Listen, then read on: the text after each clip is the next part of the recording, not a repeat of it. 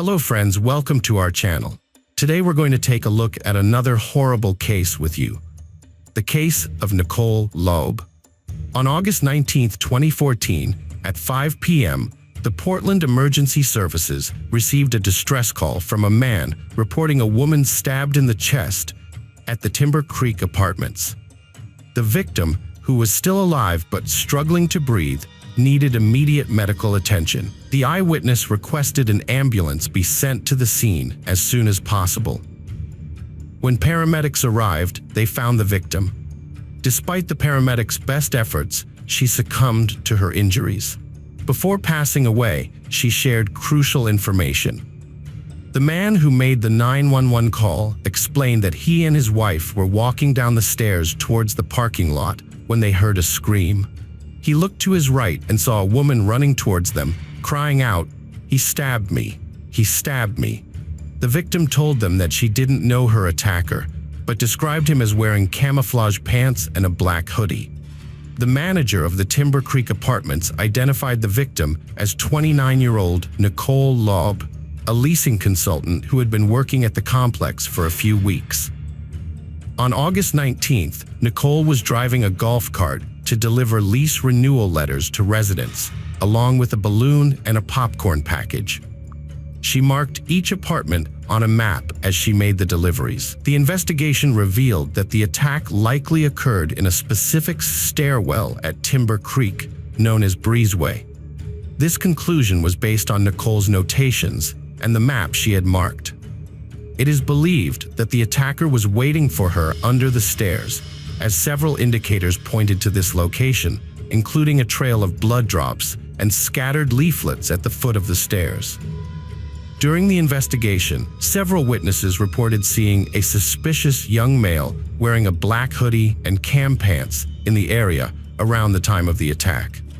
By combining the reports and timelines of each sighting, detectives were able to piece together the path the suspect took into and out of Timber Creek.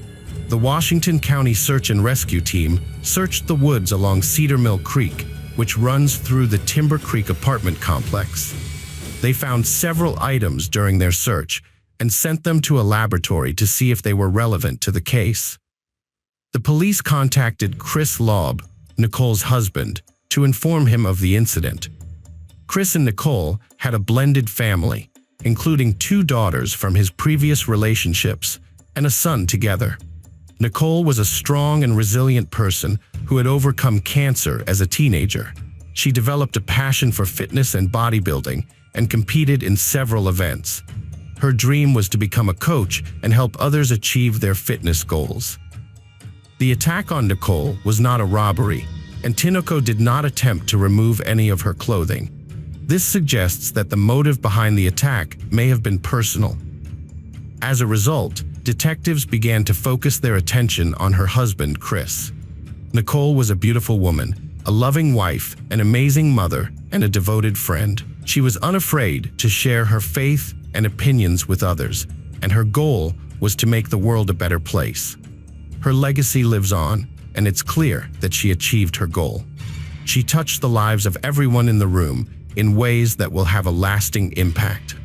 The police interviewed residents of the Timber Creek Apartments and found 2 witnesses who saw a man in a black hoodie and cam pants matching the suspect's description running across the road during the time of the attack. The witnesses saw the man running towards the houses across the street from the Timber Creek Apartments, not looking around, and with a hood over his head. Using the witnesses' descriptions, detectives created a sketch of the suspect and quickly distributed it throughout the city. A sketch of the suspect was shown on TV. Detectives also worked with informants, gathering several potential leads, including one from a man whose son knew someone named Taylor. According to the man who reported Taylor, he had been threatening people with a knife in recent weeks. The police located Taylor and brought him in for questioning. During the questioning, investigators found his statements unusual and suspected he might be suffering from a mental illness. When asked about Nicole Laub, he openly admitted to taking her life. However, Taylor's confession was inconsistent, repeating information from the news and inventing unrelated details. As a result, police excluded him from their list of suspects. Another potential lead emerged involving a man named Nick, who had a history of crime. Nick had some physical characteristics similar to the suspect in the sketch, but his past behavior didn't suggest he was capable of a crime like the one committed against Nicole. Despite having a history of run-ins with the law, Nick had never been known to physically harm anyone. When police brought Nick in for questioning, he denied any involvement in the crime and requested a lawyer. The police then obtained a search warrant for Nick's home, where they found a black hoodie and camouflage pants. However, the hoodie didn't match the witness's description because it had a prominent white logo on the front. The police sent the clothes to a lab for further analysis, but experts found no evidence linking them to the crime. The police obtained Nick's mobile phone records, which provided conclusive evidence that he was not at the crime scene when Nicole was attacked. This eliminated Nick as a suspect, leaving the investigation at a dead end. 3 weeks after Nicole's death, on September 13, 2014, the Eugene Police Department received a call came from Eugene, the second largest city in Oregon. On the night of the 13th, Heather Miller, a 39-year-old woman, was attacked as she was leaving a bar near Autzen Stadium after watching a game. Tinoco, identified as Jamie Tinoco, was publicly named by the police, who released his photo in the hopes that other victims would come forward. Detectives investigating the death of Nicole Lobb noticed a resemblance between Tinoco's photo and their suspect sketch. Further investigation revealed that Tinoco lived with his parents in an apartment directly across from the Timber Creek apartment complex where Lobb had died. This geographical proximity strengthened the suspicion that Tinoco might be responsible for her death. Detectives questioned Tinoco about his potential involvement in Lobb's death, hoping he would confess, just as he had done in a separate case involving Heather Miller. However, Tinoco denied any involvement in Lobb's death and refused to cooperate. As a result, the police had to gather evidence to link Tinoco to the crime. With his parents' apartment located directly across from the Timber Creek complex, the police obtained a search warrant. During the search, they found a black hoodie and cam pants in Tinoco's room, which they sent to the lab for analysis. The lab report results with no DNA match found. While there's no concrete evidence linking Tinoco to Nicole's death, he's clearly responsible for attacking Heather Miller and showed no remorse, even taking pride in his actions during his trial. In a new interrogation, investigators used Tinoco's ego to their advantage, suggesting that if he confessed to Nicole Lobb's murder, he would gain respect from other inmates in prison. The detective implied that owning up to the crime would make him appear more formidable, rather than just a coward who attacked a woman from behind. After a brief silence, Tinoco began to open up about Nicole. He claimed that he didn't intend to kill her, but rather wanted to experience the feeling of stabbing someone. According to Tinoco, his goal was to hurt Nicole, not take her life. He described how he had seen Nicole parking a golf cart and carrying a balloon in a small package to an apartment on the second floor of Timber Creek, which is located near his apartment. Nicole was attacked when she went upstairs and then came back down. Tinoco hid behind a golf cart, then ran to the stairs and stabbed Nicole when she descended. He chose Nicole because she seemed like an easy target.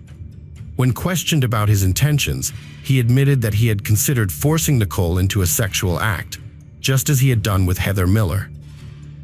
However, he claimed that he didn't follow through with this plan because Nicole screamed loudly after being stabbed, prompting him to flee the scene. During a reenactment of the crime, Tinoco demonstrated how he escaped from the scene. Chris Lobb, Nicole's husband, was shocked to learn that the person responsible for his wife's death was only 17 years old.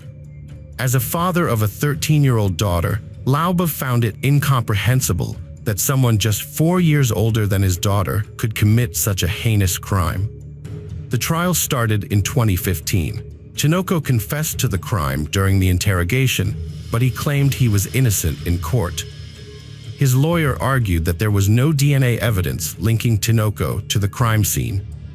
The lawyer asked for mercy for Tinoco, who was 17 years old and severely mentally ill, and hoped that treatment could help him change his behavior.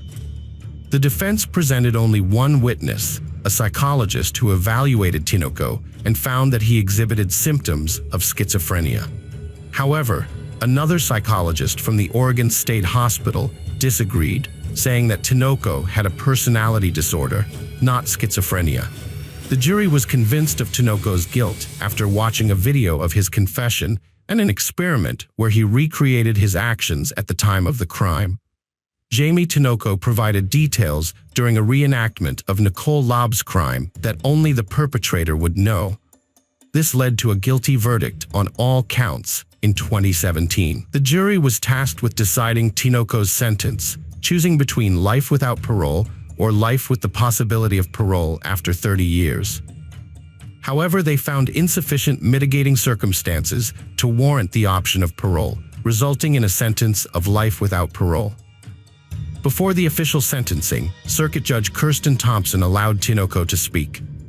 With his attorneys by his side, Tinoco apologized and asked for forgiveness. Chris Laub, Nicole's husband, recalled that Tinoco's family approached them after the sentencing to offer condolences and apologize. However, in 2021, the Oregon Court of Appeals overturned Tinoco's conviction, citing changes in juvenile laws. At the time of the crime, Tinoco was automatically referred to adult court due to the nature of the offense. New reforms now allow for offenders between 15 and 17 years old to be tried in juvenile court, rather than being automatically referred to adult court. A new law requires prosecutors to request a hearing to decide if a juvenile's serious crime case should be moved to adult court. This change affects the overturned conviction of Tinoco in the Nicole Laub case. Although Tinoco remains in prison, his defense may try to reduce his sentence if he's retried and reconvicted. Hello friends, welcome to our channel. Today we're going to take a look at another horrible case with you, the case of Amato family. Margaret and Chad Robert Amato got married in the mid-1900s. At the time, Margaret had a 3-year-old son named Jason from a previous marriage. Chad was not deterred by this and was willing to raise Jason as his own. They had 2 more sons, Grant and Cody. Grant was very shy and found it difficult to make friends, so he relied on his brothers for companionship. As he grew up, Grant remained modest and introverted, still struggling to connect with his peers. After their eldest brother Jason left home, Grant became especially close to Cody. The 2 brothers pursued medical degrees together and eventually became anesthesiologists. However, Grant often made mistakes and needed Cody to double-check his work. In August 2018, Cody took a break from work and decided to travel the world for a change of scenery. He dreamed of visiting Japan and invited Grant and their best friend, Jeremy, to join him on the journey. Grant became fixated on a mysterious webcam model named Sylvie, aka Sylvia Vanessa Lavova from Bulgaria, after meeting her on a website where he paid for private online interactions with various women. He began to believe that Sylvie genuinely cared for him and that they could have a real relationship. To ensure her loyalty, Grant spent thousands of dollars daily and showered her with expensive gifts such as lingerie and jewelry, which she would wear during their video calls. Desperate to impress Sylvie, Grant fabricated stories and lost touch with reality. He lied about living alone in a large house, owning a successful business, and having the ability to lavish her with money. To back up his claims, Grant sent her large sums of money, starting with a few thousand, then $10,000, and eventually $100,000 as a birthday gift. Grant's excessive spending from his parents' accounts eventually caught their attention. At first, he claimed it was for his online project, but Chad and Margaret soon realized he was lying. This led to a major family argument, with his father demanding he leave the house immediately. However, his mother and Cody intervened on his behalf.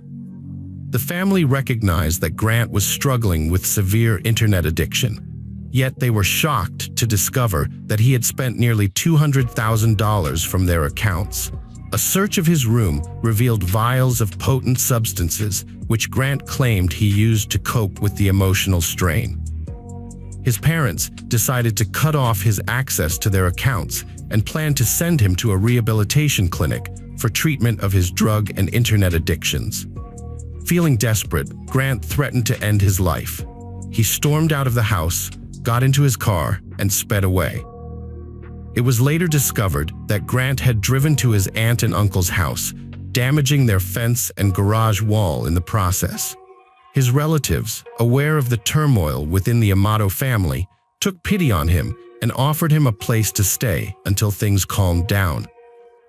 Grant's parents asked him to stop seeing Sylvie, but he didn't listen. Instead, he stole thousands of dollars from his kind relatives to pay for his interactions with her.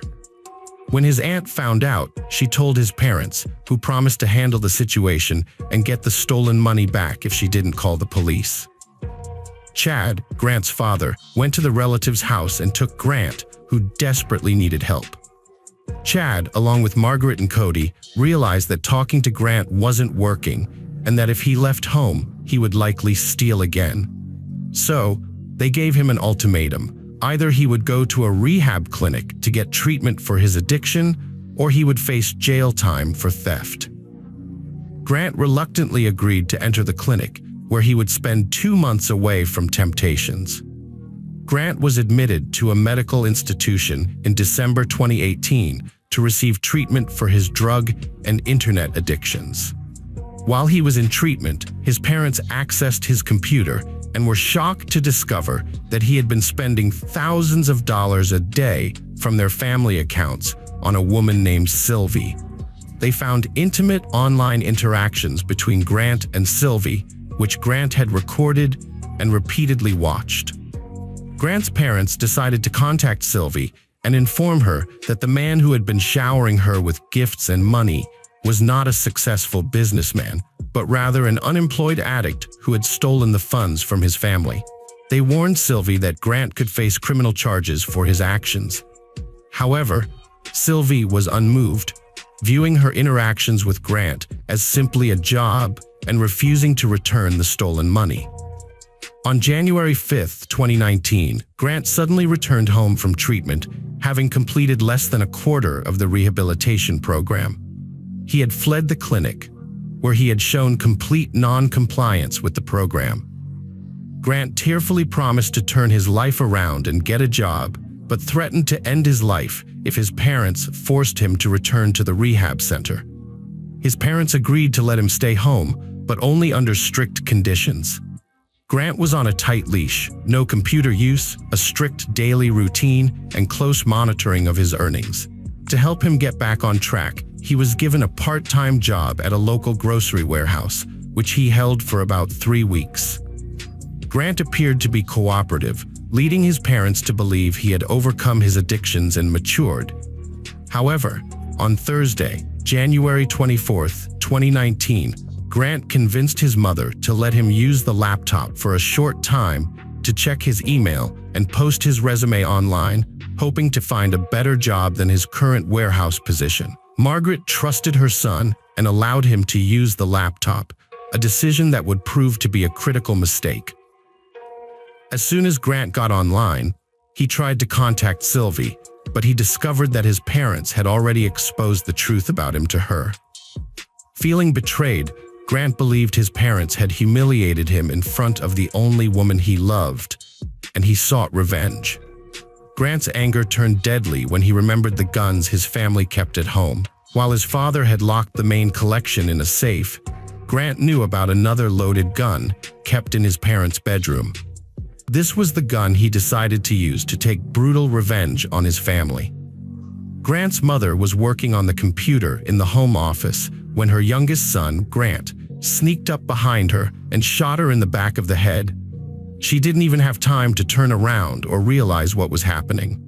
Next, Grant waited for his father to come home from work. As soon as he walked into the kitchen, Grant shot him twice in the chest. Grant then thought of an even more sinister plan. He decided to blame his own brother, Cody, who had always been supportive and helpful towards him, and was his best friend. Cody had moved out of the family home and was living with his girlfriend. Grant used his deceased father's phone to send Cody messages, telling him to come home right away because something terrible had happened. Grant gave his brother only a little information, trusting it would be enough to make him leave work immediately. Grant was right. Cody rushed home from work, even leaving early. As soon as Cody entered the house, he made his way to the bottom of the staircase that led to the second floor. But before he could go any further, he was shot and fell to the ground. Cody didn't die right away. He had time to understand the terrible situation he was in, but he was unable to do anything to change it. Grant murdered his family and then carefully covered his tracks. He wiped his fingerprints from the pistol, placed it in his brother's hand to frame him, and left it next to the bodies to make it seem like Cody had killed their parents and then taken his own life. Grant then calmly packed his belongings, downloaded incriminating video files from the computer, and even sent a text to Sylvie to tie up loose ends. He loaded his essentials into the car and drove away. However, the police quickly tracked him down and arrested him at a small motel in Orange County just over a day later. Grant was more disappointed than surprised, but he vehemently denied any involvement during his interrogation. Grant fabricated outlandish stories about his father's alleged cruelty towards him, his mother, and brother, claiming his father tried to keep him apart from his girlfriend Sylvie, whom he claimed to truly love. His account of the events on the evening of January 24, 2019, was confusing, inconsistent, and lacked credibility. Grant claimed that his brother Cody got into a fight with their father, grabbed a gun, and accidentally killed Chad and Margaret. However, Grant wasn't present during the incident and only pieced together the events based on what he thought might have happened. Grant said he was kicked out of the house by his father and spent the night in his car. The next morning, he drove away without knowing what had occurred at home. However, his story had many inconsistencies and didn't add up. The evidence suggested that Grant was the one who had killed his family members. As a result, Grant was arrested and charged with the murder of his father, brother, and Margaret. He was held in custody on a $750,000 bond, which he couldn't afford to pay. The trial began on July 15, 2019. Almost all the witnesses who testified, including Grant's brother Jason, relatives, and Cody's friend Jeremy, spoke against Grant. Those who knew him described Grant as a person with addiction problems, a compulsive liar, and a thief. He had even stolen money from Jeremy during their trip to Japan. The key evidence against Grant was a large bank transfer from his brother Chad's account to his own younger son's account, which took place late at night after the family members had been murdered. To authorize the transfer, Grant had used the finger of his deceased father to bypass the account's biometric identification system. The prosecution sought the death penalty, arguing that Grant's actions were premeditated and heinous. However, the defense claimed that Grant was mentally ill and required treatment rather than punishment. On August 12, 2019, the court delivered its verdict, finding 30-year-old Grant Amato guilty of 3 premeditated murders. As a result, he was sentenced to life in prison without the possibility of parole. Hello friends, welcome to our channel. Today we're going to take a look at another horrible case with you, the case of John Thomas McGuire. Life in an orphanage is difficult and unpredictable. You have no personal space, no control over your time, and if you're not able to stand up for yourself, you're likely to be bullied by the older kids. Amanda and Anna Marie McClure, however, were a little more fortunate because they had each other. With 2 of them, they were more able to defend themselves. The sisters preferred to keep to themselves and didn't try to make friends with anyone else. They were hopeful that their stay in the orphanage would be short-lived.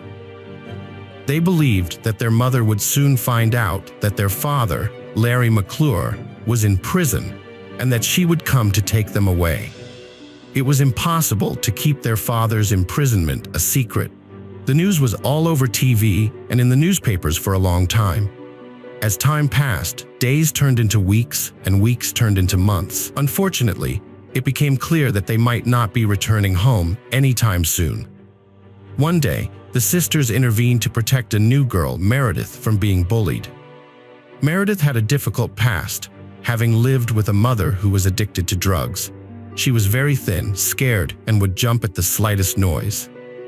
After her mother died of an overdose, Meredith was too afraid to call for help and ended up in the orphanage. Amanda and Anna Marie kept the reason for their presence a secret, brushing it off when Meredith asked about it with a fabricated story about a policeman father who died in the line of duty. However, the truth eventually emerged that their father was not a deceased police officer, but a living criminal serving time in prison for violent sexual crimes against a young girl. This revelation made their lives a living hell. Luckily, the sisters soon got a second chance when two separate families adopted them almost simultaneously, allowing them to start anew. Unfortunately, this meant they would be separated and lose touch with each other. There is no information available about the sisters' experiences in their foster homes. What is known is that Amanda, 29 at the time, met her future husband, John McGuire, now 38. Her adoptive parents had worried that Amanda would remain single forever, given her lack of biological family and the emotional trauma of her mother's betrayal. Larry McClure, the father, was released on parole and returned to Virginia, where he lived in a mobile home. He was determined to reconnect with his daughters. First, he visited Amanda's foster parents, Guam and Alex, and introduced himself, asking to see Amanda and requesting her contact information. At the time, Larry was dishonest about Anna Marie's whereabouts, claiming she lived in North Carolina, 186 miles away, when in fact, he had never seen or spoken to her. Despite this, Larry was able to meet with Amanda, and their reunions eventually led to him introducing her and her friend John to illegal drugs that he manufactured in his camper. The tragic events unfolded on Valentine's Day. John, who was still recovering from the effects of drug abuse and was deeply in love with Amanda, decided to surprise her with a romantic evening at home. However, during the meal, John's affectionate words to Amanda made Larry extremely anxious, causing tension to build. Larry stopped his son-in-law John from speaking and asked if he could be completely honest with his wife Amanda. John agreed, and Larry suggested a game. John's legs were tied, and he was asked to answer all questions about his life truthfully. At first, the questions were harmless, but as Larry became more intoxicated, he started accusing John of being an undercover FBI agent. 3 weeks later, Larry and Amanda got married. To keep their relationship a secret, Larry changed his name. The new family decided to start fresh in Kentucky, vowing to quit illegal substances for good. To blend in with their neighbors, they even hung a U.S. flag on their rented house's door. By 2019, John's family, including his ex-wife and parents, had become worried because they hadn't heard from him. John's mother even went so far as to file a missing person report with the police. Meanwhile, Larry was in trouble with the law again. He had failed to notify the authorities that he had moved to a different state, which violated the terms of his probation. As a result, he was sent back to prison. Larry's mental state had deteriorated significantly due to his long history of substance abuse and mixing drugs with alcohol. Suddenly finding himself in a place where he couldn't access these substances triggered withdrawal symptoms, including increased anxiety and a blurred sense of reality. It's likely that this led him to make irrational decisions, such as marrying his own daughter. Larry became convinced that the real reason for his parole violation was to search for John's body, which he believed was buried in his backyard. He urgently needed to get a message to his daughters, Ploddard, Amanda, or Anna Marie, to dig up the body parts and rebury them in a different location. However, all prison calls are monitored, so he had to find a way to convey this information discreetly. Larry meticulously prepared a speech, considering every detail, but was prohibited from making any phone calls. Despite this, he eventually couldn't resist and confessed to the duty officer, although his intentions remain unclear. Larry's reasoning was that if he confessed to the murder before being charged, he might avoid the death penalty, and if he implicated his daughters, that would be even better. However, the officer was initially skeptical, wondering what Larry was talking about. Why would this addict incriminate himself? Nevertheless, the officer was required by law to investigate Larry's claims. Initially, the officer intended to perform a cursory verification, simply confirming that a statement had been made and the alleged crime scene had been checked, but finding nothing. However, it was discovered that John was indeed missing, and as a precaution, a police unit was sent to Larry's residence. Upon searching the area, they found traces of lime, just as Larry had mentioned, and soon every aspect of his confession was corroborated. The McClure sisters were promptly apprehended. Amanda and Anna Marie were stunned when their father and husband, Larry, confessed to a brutal murder. Their shock turned to disbelief when Larry tried to shift the blame, testifying that his daughters were responsible for the crime and he was an unwitting participant. As the family's story unraveled, each member attempted to distance themselves from the crime, claiming it was an accident. John's relatives were especially grief-stricken, as they had to come to terms with the fact that his body was never found, only remains. These remains had to be retrieved from forensic experts and transported to his parents for burial in a closed coffin. Despite the challenges, John's parents were able to lay him to rest, thanks to the help of friends who contributed financially, assisted with transportation, and made funeral arrangements. John was finally laid to rest at a Lutheran church on October 25, 2019. On February 15, the day after Valentine's Day, a member of the McClure family posted a message on John's Facebook page, pretending it was from him. The message said he was going on a trip and would be out of touch for a long time, and asked his friends not to worry about his extended absence. This was a tactic to mislead everyone, as the family knew they were about to kill John and didn't want to arouse suspicion. Despite the heinous nature of their crime, during the trial, Larry and Amanda received an additional 6 months in their sentence due to their incestuous marriage, which is illegal in their state. The trial began, and Larry was given the floor. He stated that he had felt remorse for his own children for most of his life. He admitted that when they were very young, he had committed a serious crime that put them in an orphanage. He explained that their birth mother had abandoned them, and he was the only one who had a heartache for his little ones.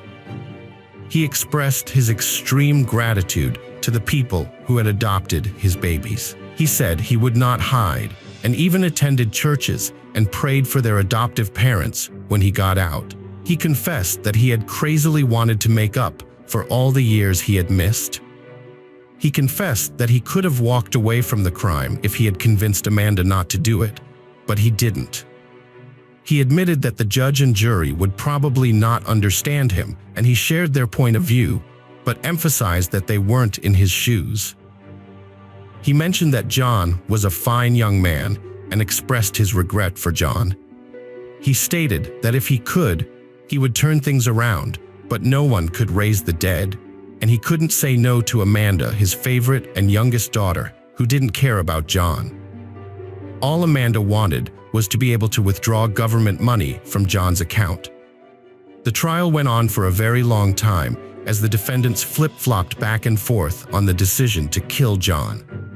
Amanda, who could not tolerate such a long trial, even made a deal with the investigators where she was promised to be charged with involuntary manslaughter at the next trial.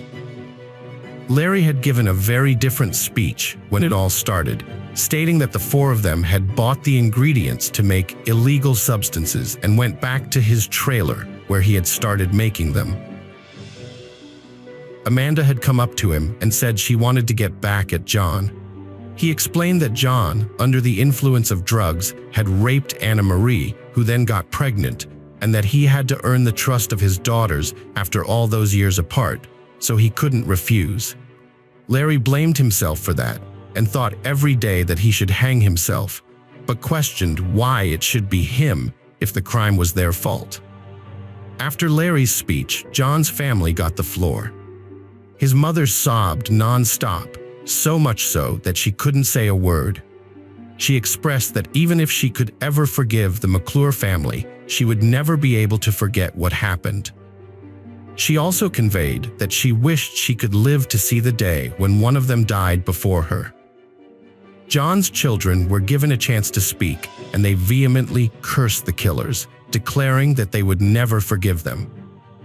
The judge then delivered the final verdict, sentencing Larry McClure to life in prison without parole.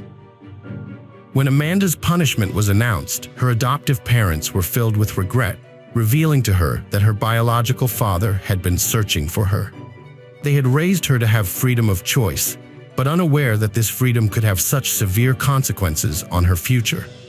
Amanda, however, shifted the blame to her biological father, claiming that his jealousy had driven her to commit the crime. Her adoptive parents pleaded with the judge to consider the negative influence of her biological father, arguing that their adopted daughter would not have committed such a brutal crime without it. Nevertheless, the prosecutors viewed the murder as a premeditated conspiracy, orchestrated so that Amanda and Larry could be together as a couple. The first hearing focused on Amanda, who received a 40-year sentence. However, the judge predicted she would likely serve only 20 years. During Anna Marie's hearing, she attempted to demonstrate her opposition to John's murder, but felt coerced by her father and sister to see it through. She only attended Larry and Amanda's wedding out of fear for her own future. Ultimately, Anna Marie was sentenced to 40 years in prison. Hello friends, welcome to our channel. Today we're going to take a look at another horrible case with you, the case of Lin family. The Lin family's story is a heart-wrenching tale of love, ambition, and tragedy that began in the late 1980s.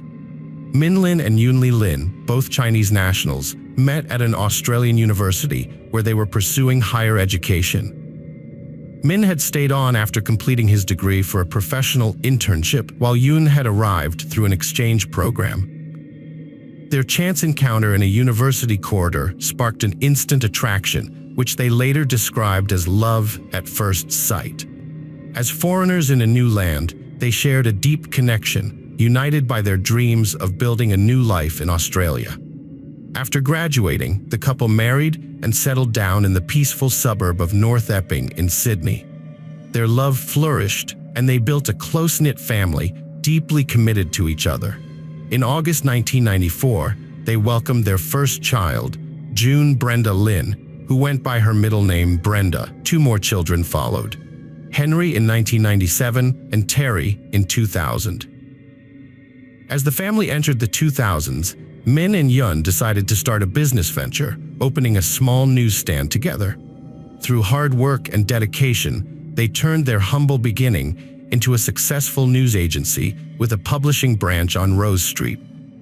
As their business thrived, they were able to afford a comfortable lifestyle, complete with a spacious home, a luxury car, and exclusive private schooling for their children. Min focused on managing the business, while Yun dedicated herself to taking care of their home and raising their kids. The community highly respected the Lins for their hard work, kindness, and charitable nature. They were known for being exemplary, caring parents who avoided conflicts. Their children were outstanding in their own ways. Brenda, the eldest, was a stunning beauty and an exceptional student with a passion for helping animals. Henry and Terry, the boys, were energetic and sports enthusiasts, sharing a love for soccer. The siblings were incredibly close, almost inseparable. As the Lin family's prosperity grew, they began to sponsor relatives from China to visit, live, or even settle in Australia permanently. Min's parents were the first to make the move, settling in North Epping and helping with the kids. Min's father also worked part-time at their newsstand on weekends. Later, Yun's parents also moved to the same Sydney suburb, and Min and Yun bought them a small house. Yun's sister, Irene, joined the Lin household, helping with chores and childcare. By this time, the Lin family business had become very successful, earning almost $1 million per year. It had become a popular gathering place where people would come to read, discuss news, and socialize over coffee. In late 2007, Min Lin's younger sister, Kathy Lin, and her husband, Lang Bin Robert, moved to Sydney seeking better opportunities. They had previously visited relatives in Australia and had briefly lived in Melbourne before returning to China. This time, they were determined to settle in Australia for good. Robert, a former successful ear, nose, and throat doctor in China, decided to try his hand at entrepreneurship. Kathy and Robert invested all their savings into opening their own restaurant in Sydney, but unfortunately it struggled and eventually closed. Their subsequent attempts to open a cafe or snack bar also failed. Robert, who lacked business experience and financial management skills, struggled to succeed in his new ventures. Robert and Kathy moved to North Epping to be closer to their family. Kathy found a job, but Robert was still trying to figure out what he wanted to do with his life. The Lin and Z families were close, not just because they were related, but also because they were good friends. They saw each other almost every day, kept in touch constantly, and often had meals together. The last time they all got together was on the evening of July 17, 2009, at Kathy and Min's parents' house. Unfortunately, they didn't know it would be their last time together. The next morning, July 18th, the Lin family's shop didn't open, which was unusual because it was always open 7 days a week. The shop didn't have any signs or notices on the door saying it would be closed, which worried the regular customers and other shop owners in the area. One of them tried to call Min several times, but couldn't get through, so they called Kathy to ask her what was going on. Kathy was surprised and worried because her brother Min never closed the shop without telling anyone first, and usually had their father or father-in-law cover for him. She tried calling Min and his wife Yun, but they didn't answer. She even tried calling their home phone, but no one picked up. Kathy and her husband Robert visited Min's house, worried about the family's safety. They arrived at 9 a.m. to find the family car in the driveway and the front door unlocked, but no one was responding to their calls. The house was quiet and seemed undisturbed, with no signs of forced entry. As Kathy called out for her brother again, she went upstairs to the second floor. When she opened the bedroom door of Min and Yun Lin, she was shocked and horrified by what she saw. The room was covered in blood. On the floor, walls, ceiling, furniture, and curtains. Yun Lin's lifeless body lay near the bed, so badly mutilated that it was hard to recognize. In the next room, Irene, Yun's sister, lay dead in her bed, her face brutally beaten. In the children's bedrooms, Kathy found the bodies of 12-year-old Henry and 9-year-old Terry, both brutally beaten to death and lying in different corners of the room. Brenda, the 15-year-old daughter, was fortunate to be away on a school trip the previous day and avoided being at home during the tragic events. When Kathy discovered the carnage, she immediately called emergency services, but her frantic state made it difficult for her to provide clear information. She begged for medical help to arrive quickly, hoping to save anyone who might still be alive. Unfortunately, the first responders who arrived at the scene confirmed the deaths of all the victims. The next morning, a disturbing discovery was made after Kathy's emergency call. Robert went to fetch Brenda's grandparents, who lived about 10 kilometers away, while the police and paramedics rushed to the scene. What they found was soon classified as one of the most horrific crime scenes they had ever encountered. The Lin family was tragically killed, each member suffering multiple blows to the head from a heavy blunt object, similar to a hammer. The murder weapon was not found at the scene. It appeared that the killer struck the father first, followed by the mother, her sister, and finally the two boys. Initially, investigators found no significant clues, and the fact that valuables and money were left untouched suggested that the primary motive was to eliminate the family rather than rob them. Initially, it seemed unlikely that one person could overpower the entire family, and multiple suspects were suspected. However, evidence revealed that the children were awake during the attack and had tried to escape, leaving behind bloodstains and splatters throughout the house. Further investigation showed that the adult victims, in addition to head injuries, also suffered signs of strangulation, possibly to minimize resistance during the assault. The killer left behind identical bloody shoe prints in each room with a unique tread pattern, but the shoe brand and owner could not be identified, only the shoe size. Notably, no foreign fingerprints were found, suggesting that the killer wore gloves. The Lin family massacre investigation initially yielded no leads or suspects, despite the family having no known enemies. The attack occurred between midnight and 3 a.m. on July 18th. Brenda Lin, the sole survivor and eldest child, was on a school trip to New Caledonia at the time. She was informed of the tragedy through social media, but initially disbelieved it, hoping it was a mistake. Her Aunt Kathy called and confirmed the news, and Brenda was flown back to Sydney, where her new guardians, Kathy and Robert, met her. She moved in with them as the Lin family home was sealed as a crime scene. The next day, Brenda was questioned by the police but could provide no new information, insisting her family had no enemies and had noticed nothing unusual before her trip. After her family's death, Brenda inherited the family business and properties.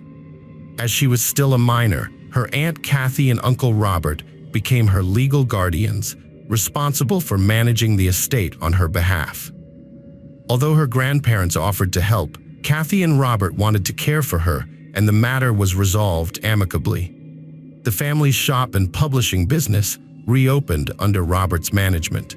As Brenda was not yet ready to take over, Robert reviewed the family's financial assets, including bank accounts and properties.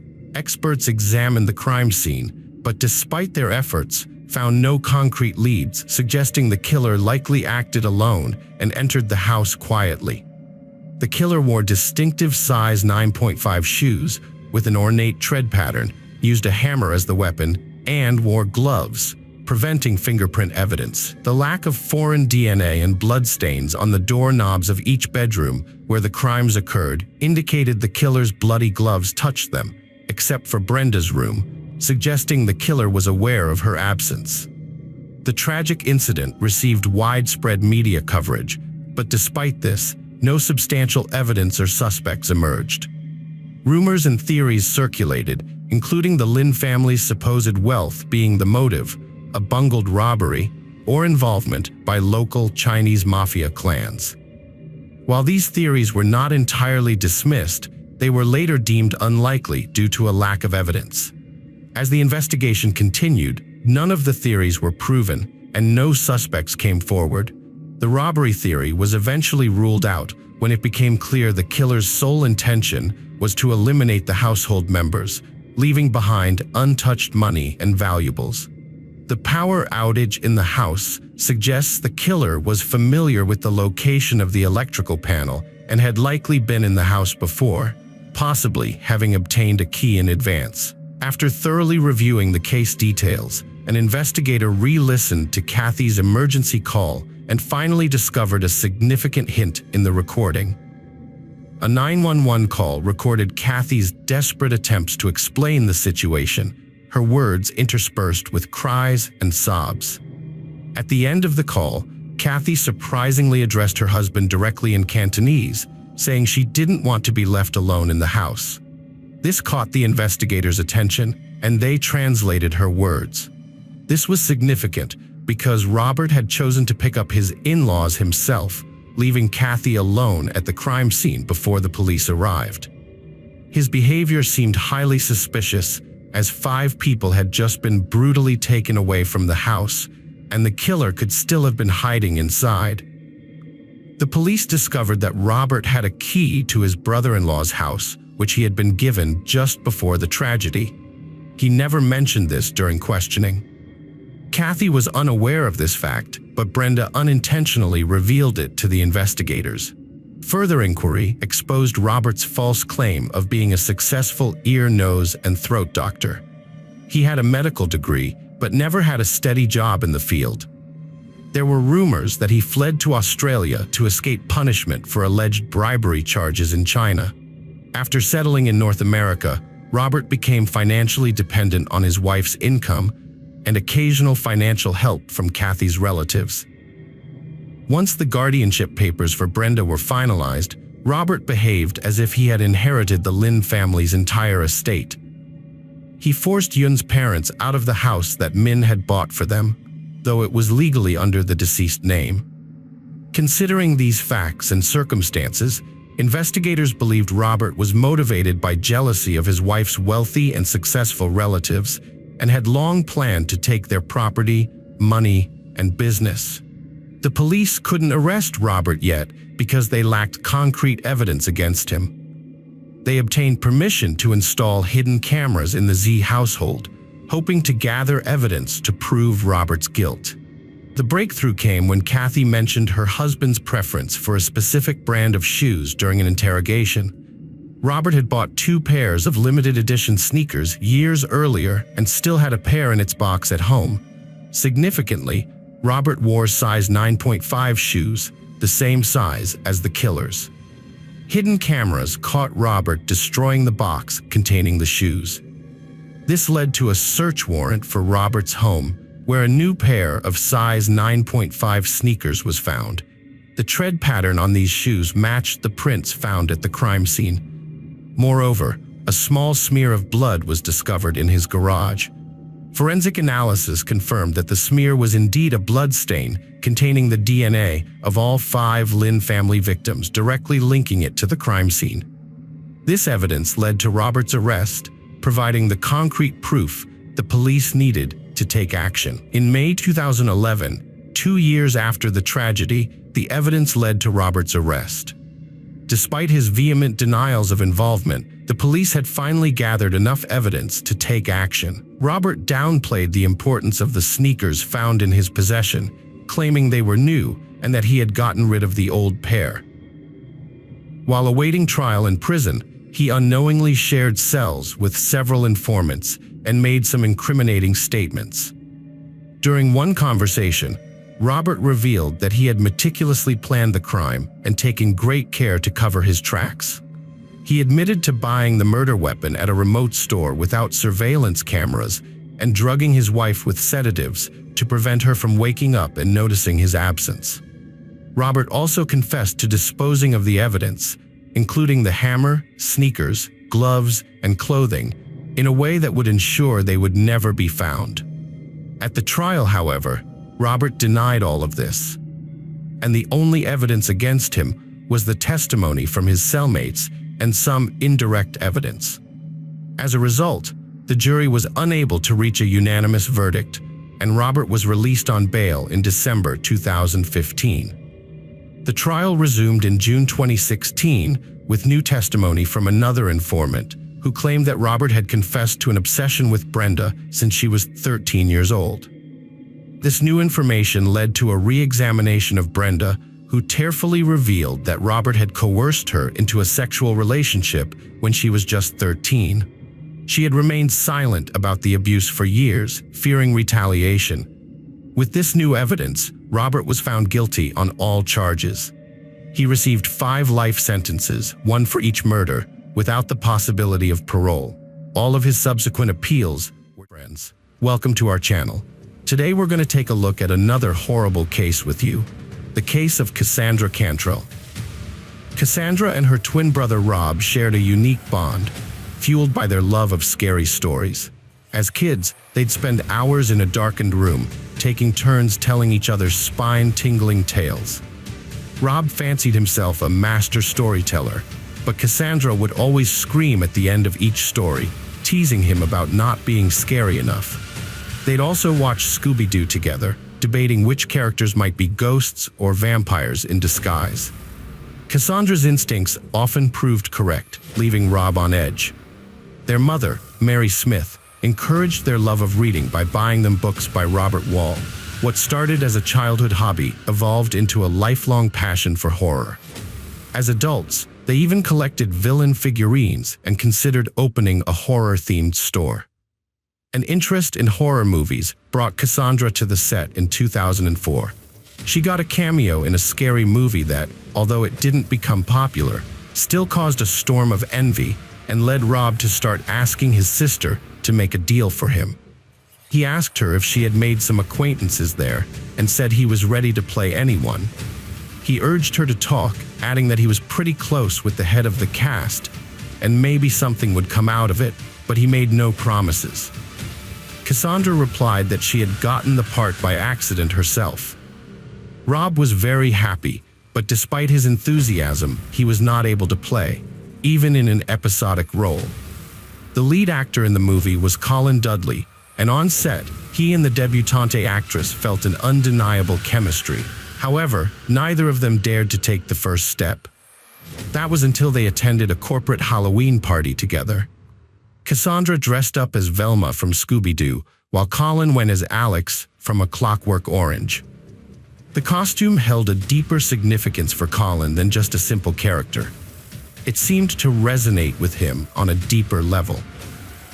He had been walking with a glass of milk all evening, looking at everyone with a glare, just as his character had done in the movie. He had also quoted a lot from the book. For example, he had looked at Cassandra with delight and had said that beauty invariably caused his only desire to destroy it, for it did not fit at all into their ugly world. Cassandra had thought it was a compliment, and they had soon started dating, but their relationship had not lasted long, only a couple of months. Colin had found another actress, Rebecca, and had started dating her, and later on, the couple had started living together. On August 25, 2020, Cassandra Cannell vanished without warning. She drove away from home in an unknown direction and failed to respond to phone calls. When her mother, Mary Smith, reported her disappearance to the police, they were initially reluctant to take action, suggesting that Cassandra might simply be out with friends and would turn up soon. But Mary was convinced that something was seriously wrong and pressed the police to investigate.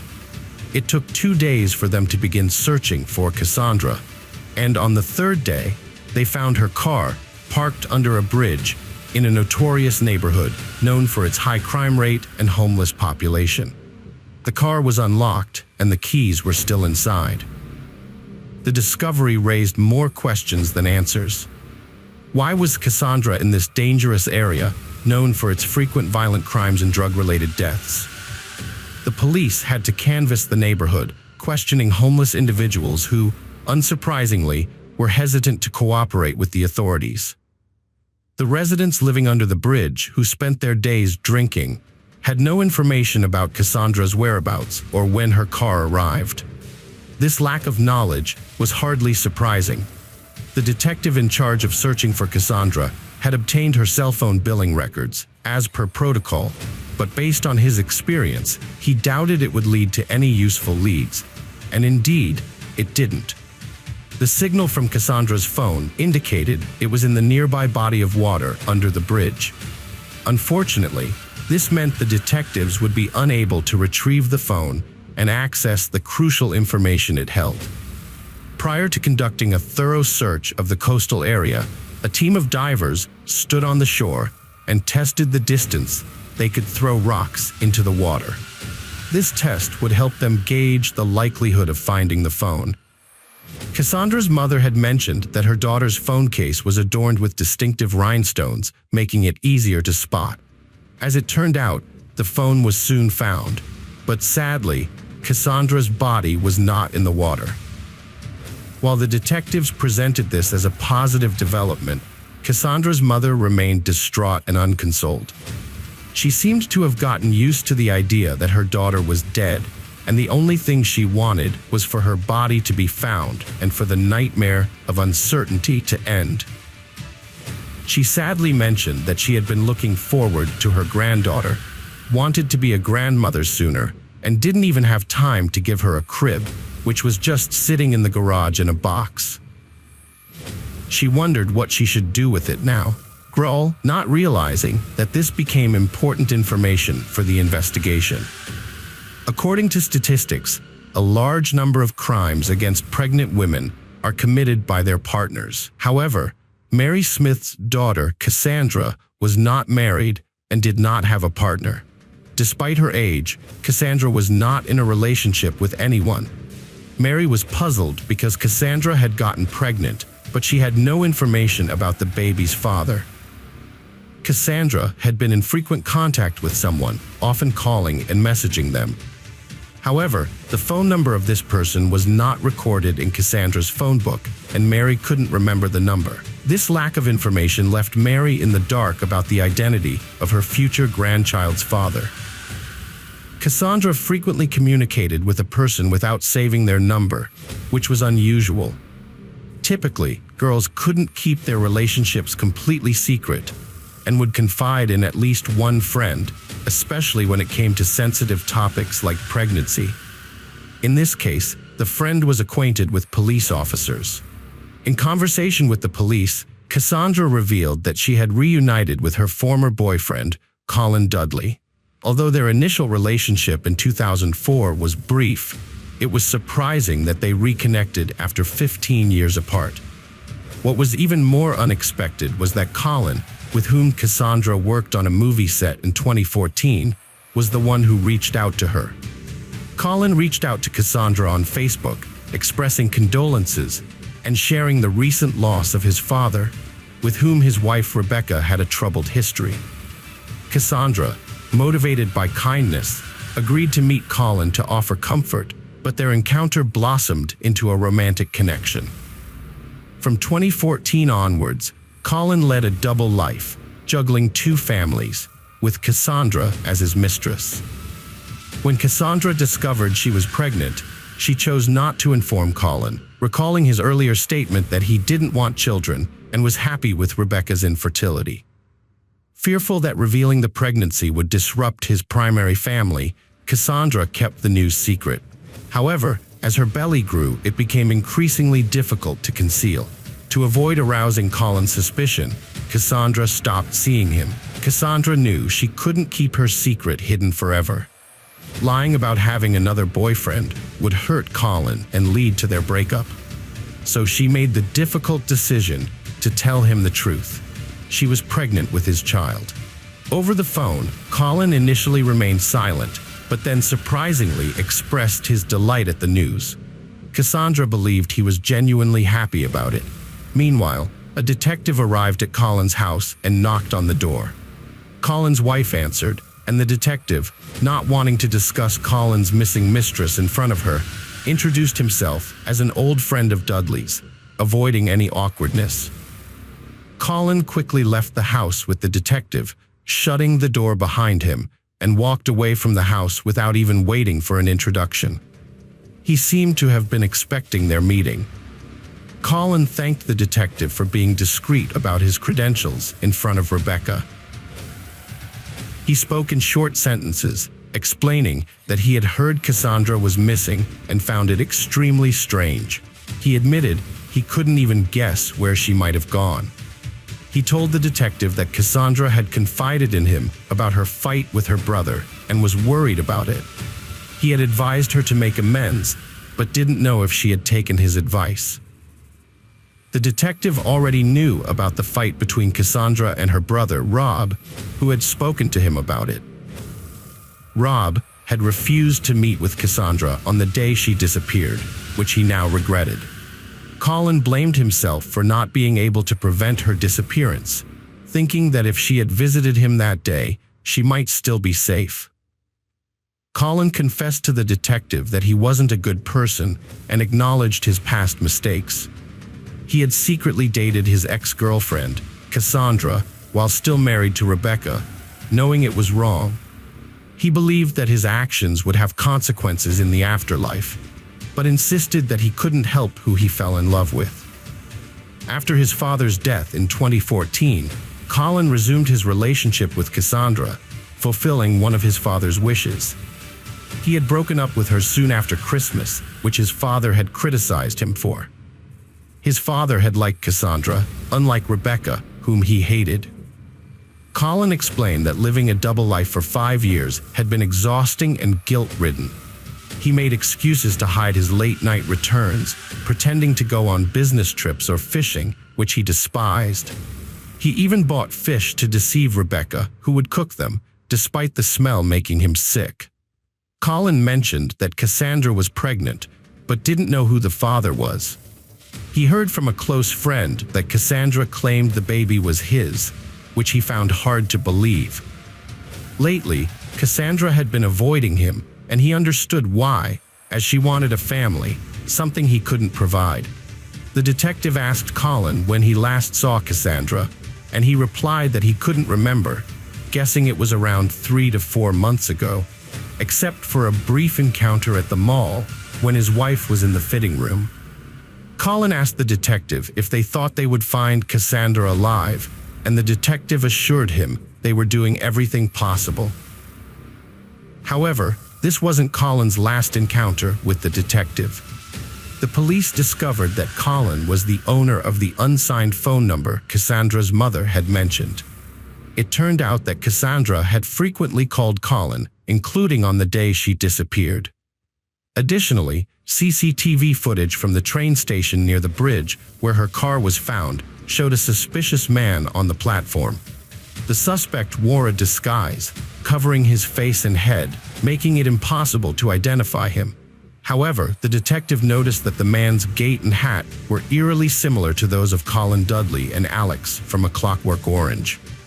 The detectives followed the suspect through CCTV cameras, watching as he entered a cafe, left, and drove away in a car with a license plate registered to Colin Dudley. Armed with a search warrant, the police searched Colin's house, hoping to find Cassandra alive in the basement. Initially, they found no evidence of a crime, but they did discover the hat Colin had worn as a disguise. In the basement, a service dog trained to detect blood scents began barking, suggesting something was amiss. Colin claimed innocence, stating that the police were trying to frame him due to a lack of evidence and suspects. His wife was shocked and upset, but when asked if she thought her husband was capable of murder, she hesitated before saying no. Despite the circumstantial evidence, there wasn't enough to imprison Colin, frustrating Rob and Mary Smith and leaving the detective feeling helpless. Colin was questioned again, and he provided an alibi, stating that he had visited a hardware store on the morning of August 25th to buy cleaning supplies and trash bags. However, the large trash bags raised suspicions. The police also discovered a deleted text message from Cassandra stating that she was approaching Colin's house. Additionally, phone records showed that the couple hadn't left the house for hours that morning. Colin had turned off his phone, but accidentally left Cassandra's phone on, allowing the police to track his movements, including his presence on CCTV cameras.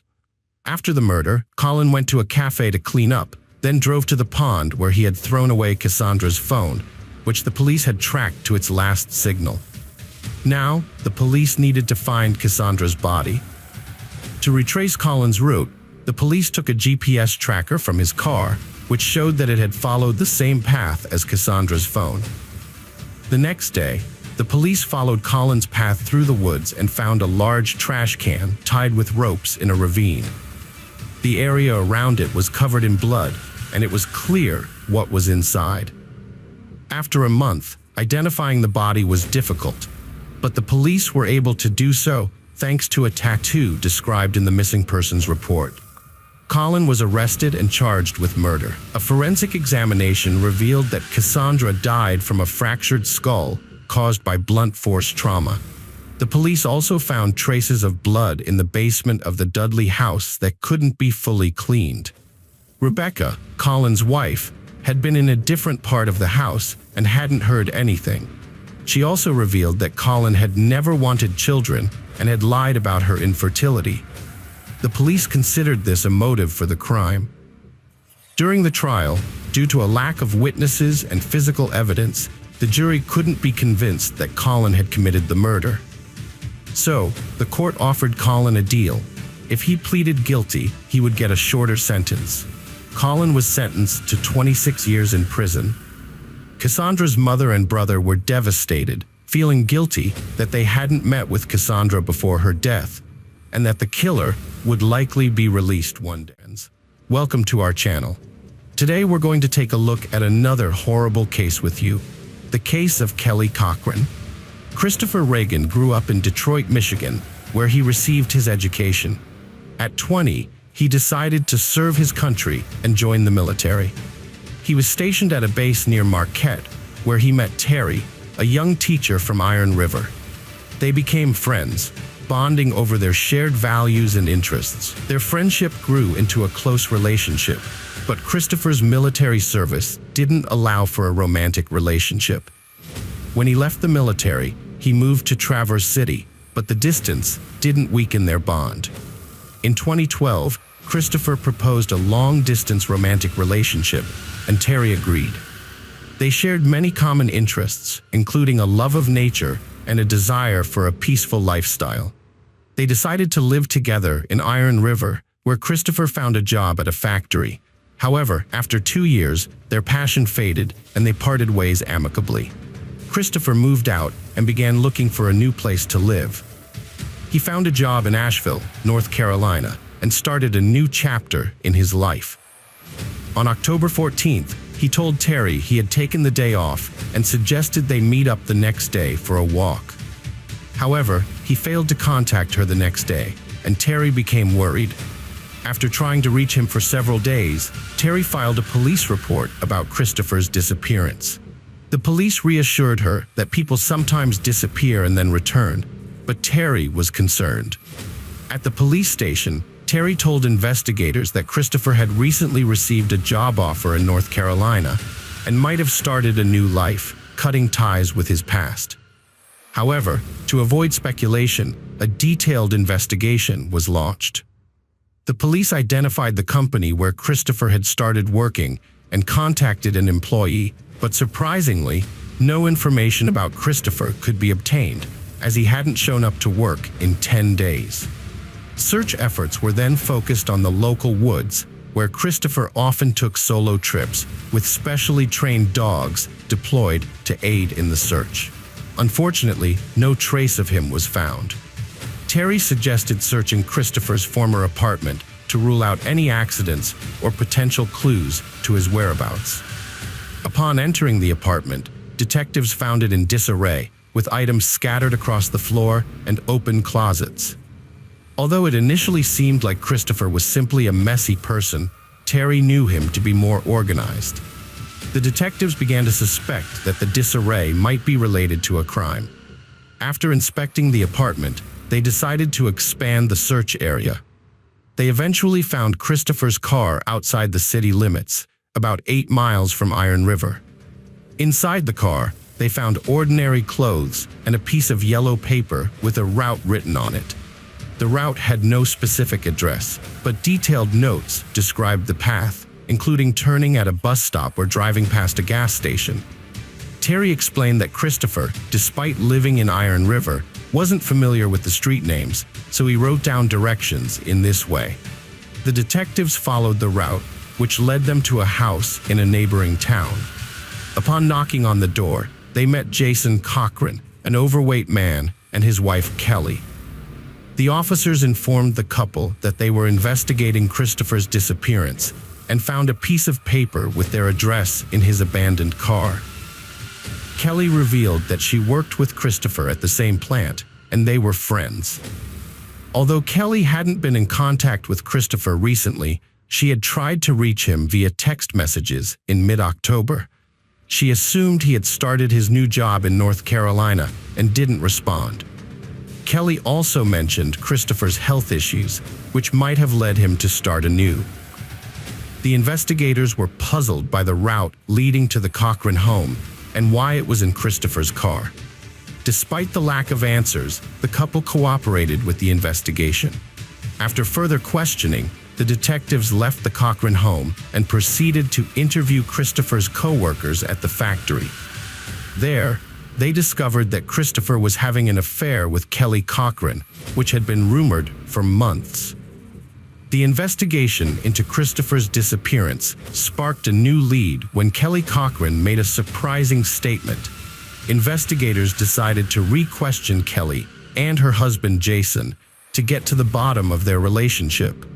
Kelly eventually admitted to having an affair with Christopher, but initially withheld the information because of her husband's presence.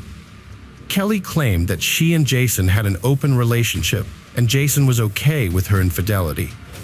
However, Christopher's co-workers disputed this, saying that Jason did not approve of the affair and that the Cochran family did not have an open relationship. When Jason was questioned, he revealed that he was strongly opposed to his wife's infidelity, making him a suspect. However, the lack of concrete evidence meant that the investigators couldn't conclude that he was involved in Christopher's disappearance. Kelly and Jason were released from the police station, and the investigation continued for 5 months without a breakthrough. A new investigator, Detective Jeremy Ogden, took over the case and began a thorough analysis of the Cochran family's history. Kelly and Jason had met in high school and started living together after graduation. Despite their personality differences, they got married and started a swimming pool maintenance business. Jason handled most of the work, but the physical demands took a toll on his health, leaving him with back problems. When Jason's condition worsened, Kelly took over the business. During this time, Kelly sought ways to help her husband recover, including finding a medicinal plant that could help alleviate his back pain. However, the plant was banned in their state, so they moved to Michigan in 2014 to access it. In Michigan, Kelly and Jason got jobs at the same plant where Christopher worked. Kelly and Christopher became close friends, which was important to him given his relationship troubles with Terry. The prosecutors eventually obtained a search warrant for the Cochrans' home, but the search yielded no evidence linking them to Christopher's disappearance. The only significant find was a book written by Jason under a pseudonym inspired by video games. The title of the book caught their attention, but its content was disturbing. The book described violent murder scenes targeting everyone who had ever wronged Jason. The detectives read it thoroughly and found a character that matched Christopher's profile exactly. This strengthened their suspicions about Jason, making them wonder if he wasn't making up the crimes, but instead drawing inspiration from real events he had committed. 3 weeks later, the police decided to conduct another search of the Cochran house, hoping to find evidence they might have missed the first time. However, when they arrived, they found the house empty and the family had moved to Indiana. This made the investigators anxious, as they feared they might not find the crucial evidence they had been searching for months, particularly DNA samples from the suspects. Michigan police contacted their Indiana counterparts to help collect DNA samples from the Cochrans. The Indiana police officers went to the Cochrans' new home, and Jason and Kelly did not object to the procedure, as there was no concrete evidence linking them to the murder. Time passed, and on February 22, 2016, Kelly called the police, frantic, saying her husband Jason was unresponsive. When the rescue team arrived, they found Kelly in a panic, trying to obstruct the doctors. Jason was sitting in a chair, his face severely burned as if from extreme overheating. The doctors confirmed his death, and the body was sent for forensic examination. During the search of the Cochrans' new home, an officer discovered a syringe needle near the bed. The forensic report revealed that Jason's death was not due to drug abuse, as initially suspected, but rather strangulation, confirmed by bruises on his neck and face. This discovery turned Jason, the prime suspect in Christopher's kidnapping, into a victim himself. The investigation became even more complex, and forensic experts shifted their focus to Kelly Cochran, who now became the prime suspect in both Christopher's disappearance and her husband's murder. Kelly was invited to the police station to testify in Jason's murder case. During the interrogation, the investigators asked her directly if she had administered excessive doses of illegal drugs to her husband or was involved in his death. However, despite the pressure, Kelly did not confess to either crime. Months later, the investigators still lacked concrete evidence to prove Kelly's guilt and justify an arrest. During the investigation, Detective Jeremy Ogden met Walter Hammerman, a close friend of Jason's, who insisted that illegal drugs could not have caused Jason's death, as he knew his friend well and would have been informed about any changes in his life. Jason had been using medicinal herbs to alleviate his chronic back pain. However, his friend Walter noticed a significant change in his behavior around March last year. Jason confided in Walter about the mounting pressure from the Iron River police, who suspected him and his wife Kelly of involvement in a man's disappearance. The ordeal had taken a toll on Jason, leaving him depressed and even suicidal, which required intensive treatment. Walter observed that Kelly had begun to exert more control over Jason's life, making him increasingly anxious and withdrawn. Jason would avoid social gatherings when Kelly was around, and their video game sessions had become a thing of the past. These observations proved crucial in the investigation, helping detectives understand the dynamics within the Cochran family. After the medical examiner determined that Jason's death was by strangulation, Detective Ogden devised a plan to lure Kelly into a trap. The plan involved using Walter as bait to prompt Kelly into making a mistake. Walter agreed to play along, and on March 12, 2016, he called Kelly under police surveillance. He pretended that Jason had given him a letter containing vital information, which Kelly was supposed to send to the police if anything happened to Jason. However, Kelly suddenly told Walter to drop the idea, catching both him and the police off guard.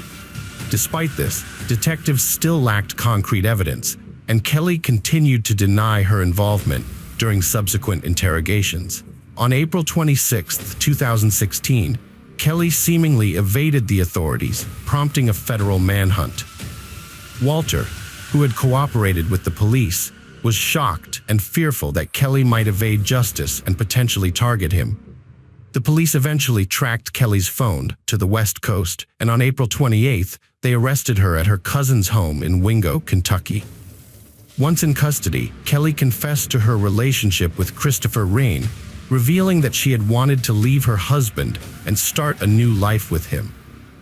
However, when Jason discovered her infidelity, their situation escalated, and Kelly was bound by a pact they had made on their wedding night, obliging her to kill her lover if her cheating was exposed. Kelly Cochran claimed she never intended to follow through on an agreement she made with her husband, Jason, but he was determined to see it through. The agreement was a threat to kill Christopher Rain, Kelly's lover, if she didn't end the affair. Kelly didn't want to do it, but she ultimately helped Jason commit the crime. On October 14, 2015, Christopher arrived at Kelly's house while her husband was away. Kelly offered him dinner and intimacy, and they went upstairs to the bedroom. However, Jason suddenly appeared, panicked and holding a rifle. Without hesitation, he shot Christopher in the head, killing him instantly. Under Jason's direction, Kelly helped dismember Christopher's body using a hacksaw, detaching his limbs and head from his torso. They placed the remains in trash bags and dumped them in the woods near Crystal Falls. They also drove Christopher's car away from the house to avoid suspicion and thoroughly cleaned the house to remove evidence of the crime. Kelly later confessed to her role in the crime, saying she wanted revenge against Jason for forcing her to end her affair with Christopher. She was deeply in love with Christopher and felt Jason had deprived her of happiness. Months later, on February 22, 2016, Kelly killed Jason by suffocating him after giving him a lethal dose of medication.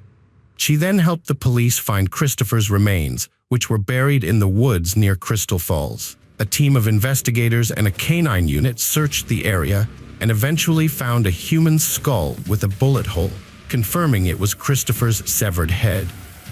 A .22 caliber bullet, a broken gun, and glasses likely belonging to Reagan were found at the scene.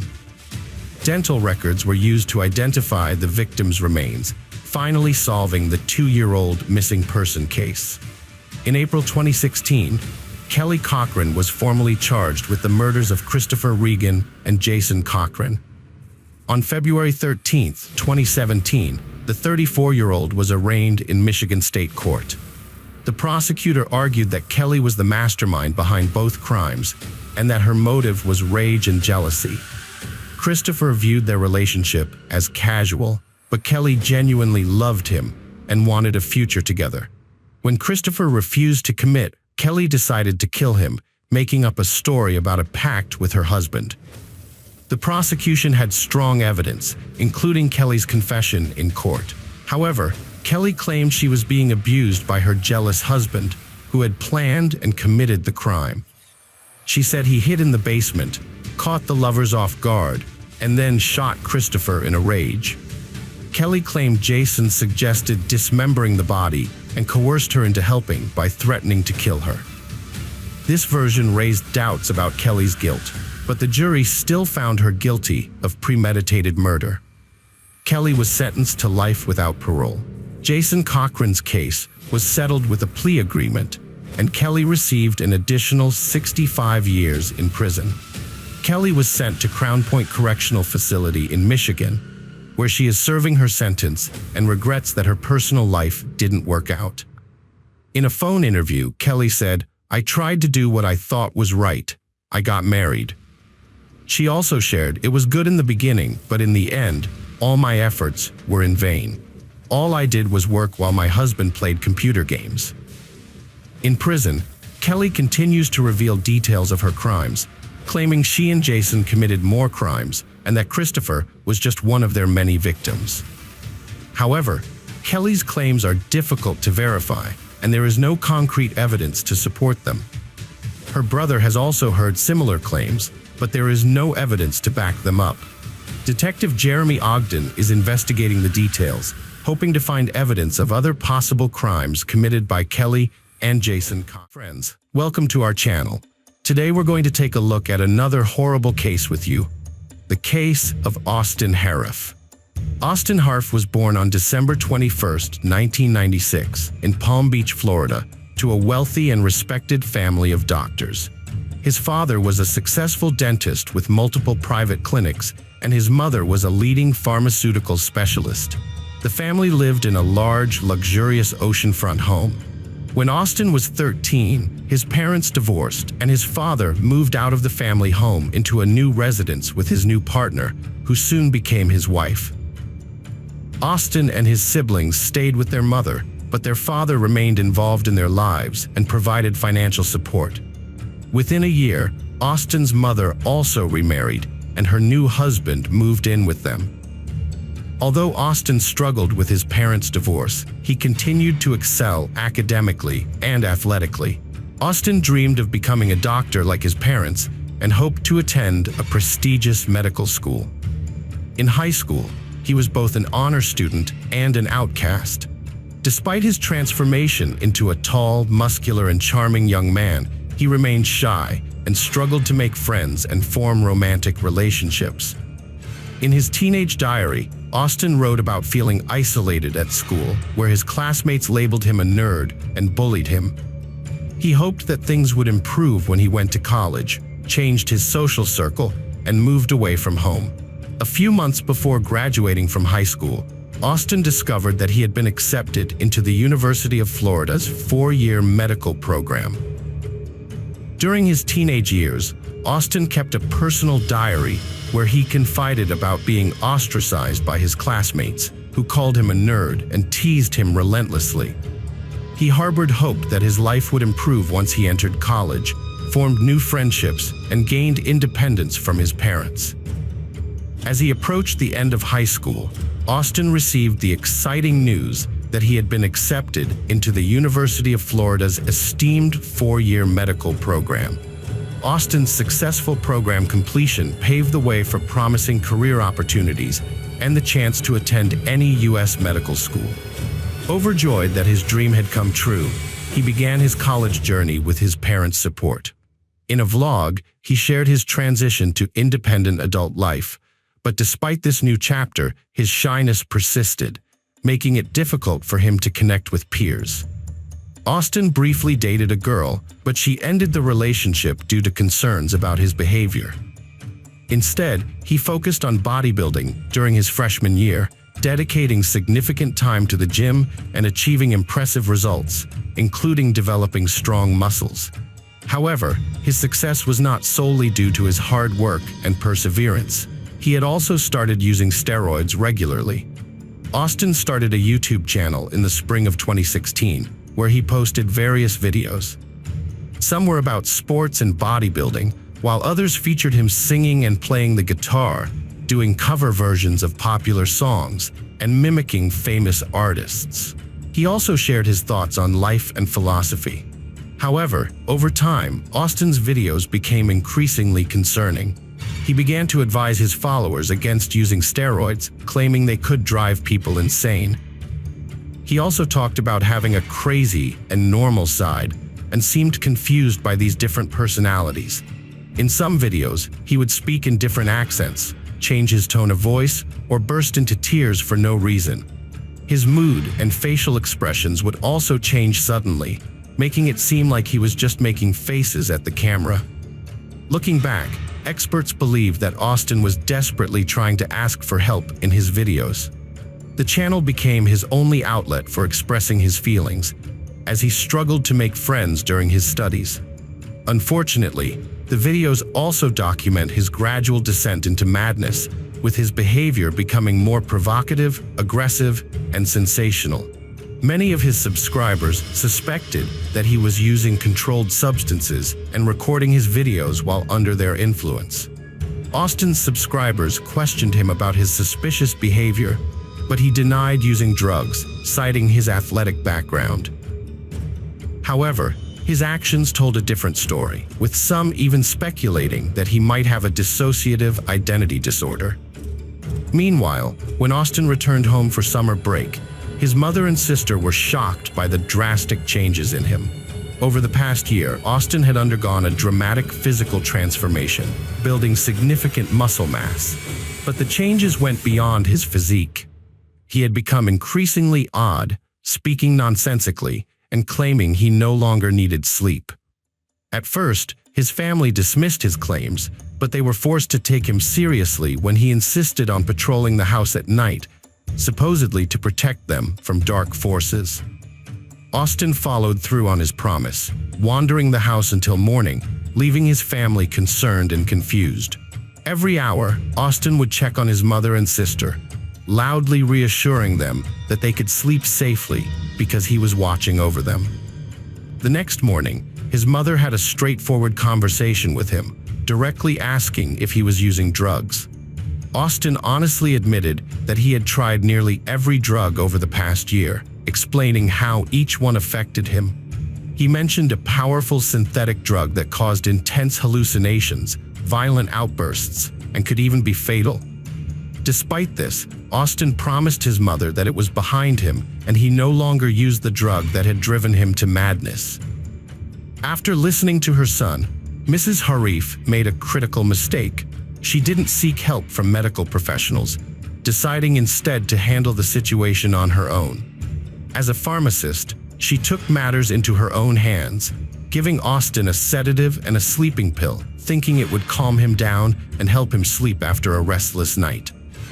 Austin continued to patrol the house every night, assuring its occupants that everything was fine and there was no need to worry. This went on for weeks, but the mother refused to seek professional help or tell her ex-husband about the situation. On the morning of August 13th, Austin unexpectedly visited a former classmate who lived nearby. The classmate was surprised by the unannounced visit, especially since they hadn't seen each other in over a year.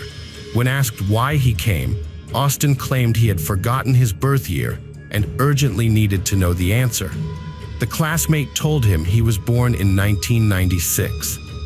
Austin then suddenly turned around and left without saying a word. His strange behavior frightened and confused the classmate, who immediately called Mrs. Harif to share what had happened and ask if Austin might be using drugs.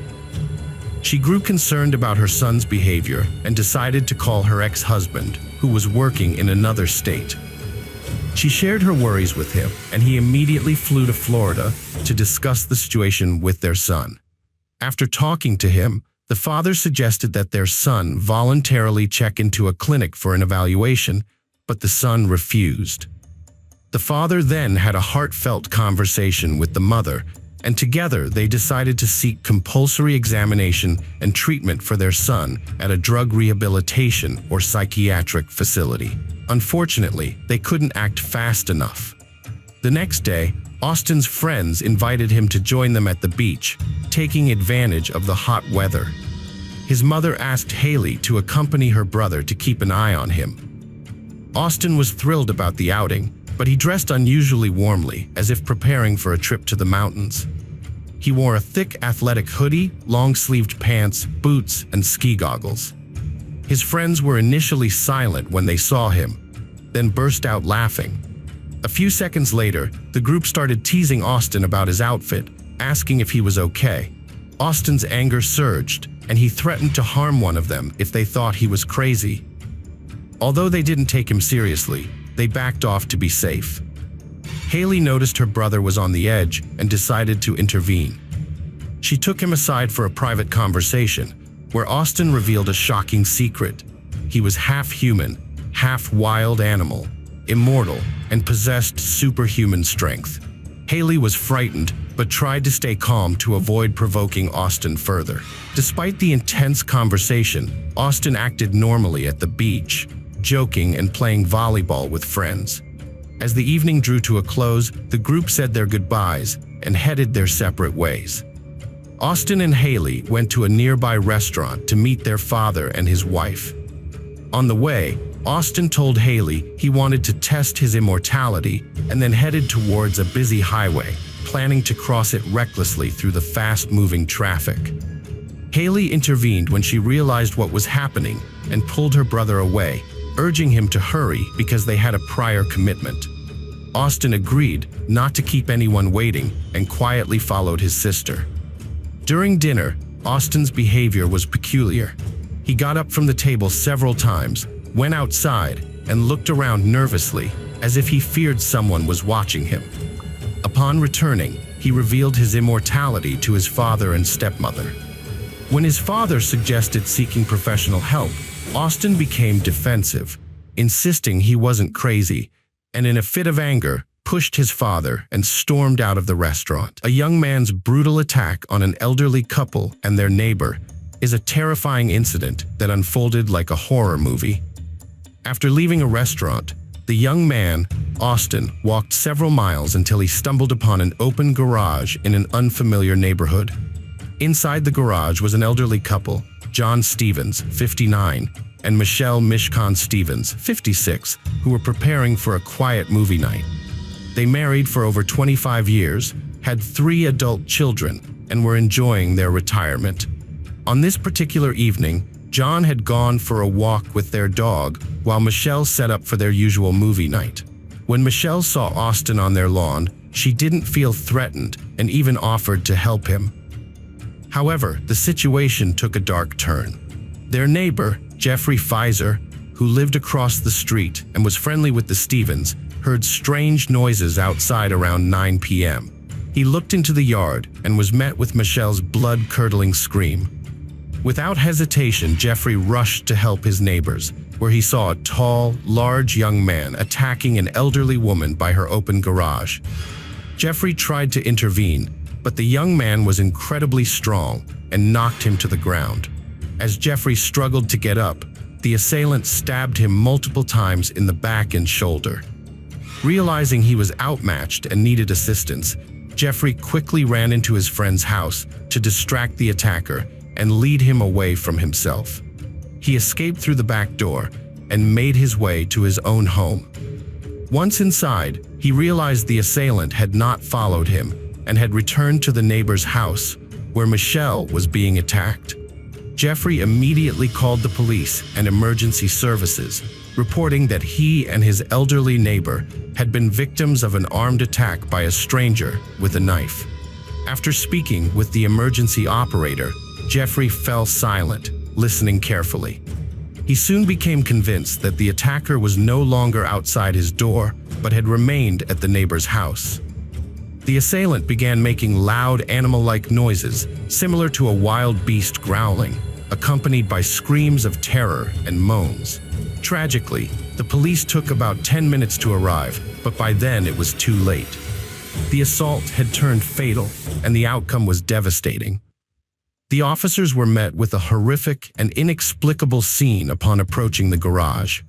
Two officers drew their weapons as they entered, but froze in shock at the doorway. Before them lay the lifeless body of Michelle Michonne Stevens, the homeowner, in a pool of blood. The autopsy would later reveal that she had suffered multiple blunt force traumas to the head and a stab wound to the chest. As they ventured further into the dimly lit garage, they spotted two more individuals on the ground. It took a moment for the officers to comprehend the disturbing scene. One man was lying on the ground, desperately crying out for help in a strained voice.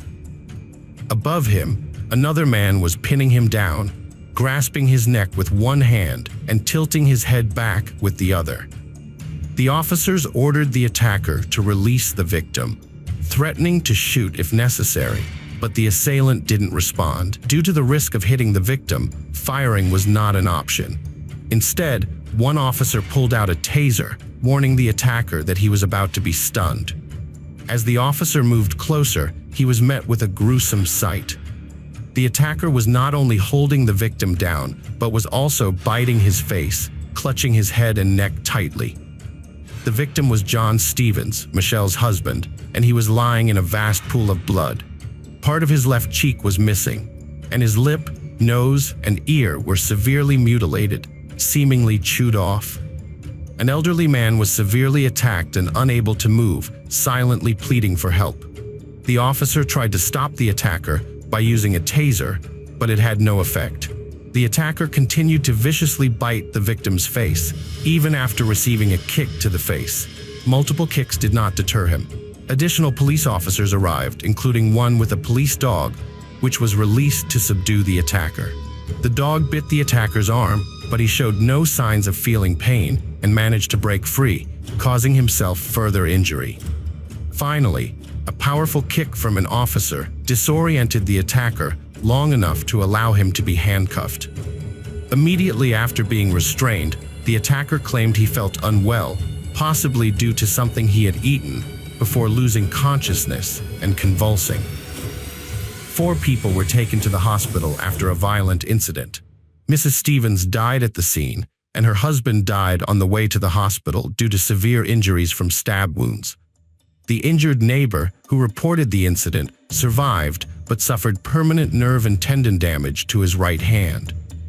The attacker, Austin Harif, fell into a coma after drinking weed killer from a bottle in the garage, which severely burned his esophagus and stomach. He spent several days close to death, but was eventually saved. When he woke up 2 weeks later, he claimed to have no memory of the events. Gradually, Austin started to remember the argument with his father and walking away. He then recalled seeing a ghost-like figure leading him through dark alleys until he saw a lantern near the Stevens garage, where he attacked Mrs. Stevens. He claimed to have seen her as evil and tried to rid her of it. When the neighbor, Jeffrey Fisher, intervened, Austin perceived him as a demon and attacked him with a knife. After Fisher escaped, Austin continued to assault Mrs. Stevens until she showed no signs of life. He then drank from the bottle thinking it was alcohol, and soon heard a dog barking and a man's voice. Austin claimed no memory of what happened next. At the hospital, tests revealed no drugs, medication, or alcohol in Austin's blood, leading to suspicions of a psychotic break. The case attracted widespread media attention due to its brutality and uncertainty. While some believed Austin was faking insanity to avoid punishment, a psychological expert concluded that he had a mental illness that led to an acute psychotic episode. However, the prosecutor did not believe Austin met the legal definition of insanity at the time of the crime. Suggestions arose that Austin's mental health had deteriorated due to drug use and social difficulties, but he was clean at the time of the crime.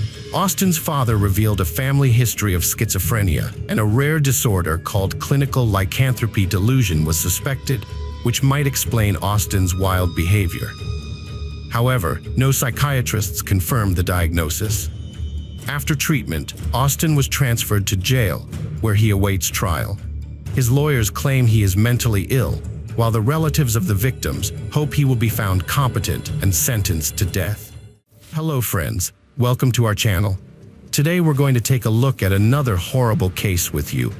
The case of Elizabeth Arellano. Elizabeth Paula Arellano was born on August 16, 1987, in Fort Worth, Texas, where she spent her entire life. She grew up with her two sisters, Alessandra and Giovanna, and the three were incredibly close. After her biological father left the family when she was very young, her mother, Juanita, remarried a man named Fidel, who adopted Elizabeth and her sisters, treating them as his own.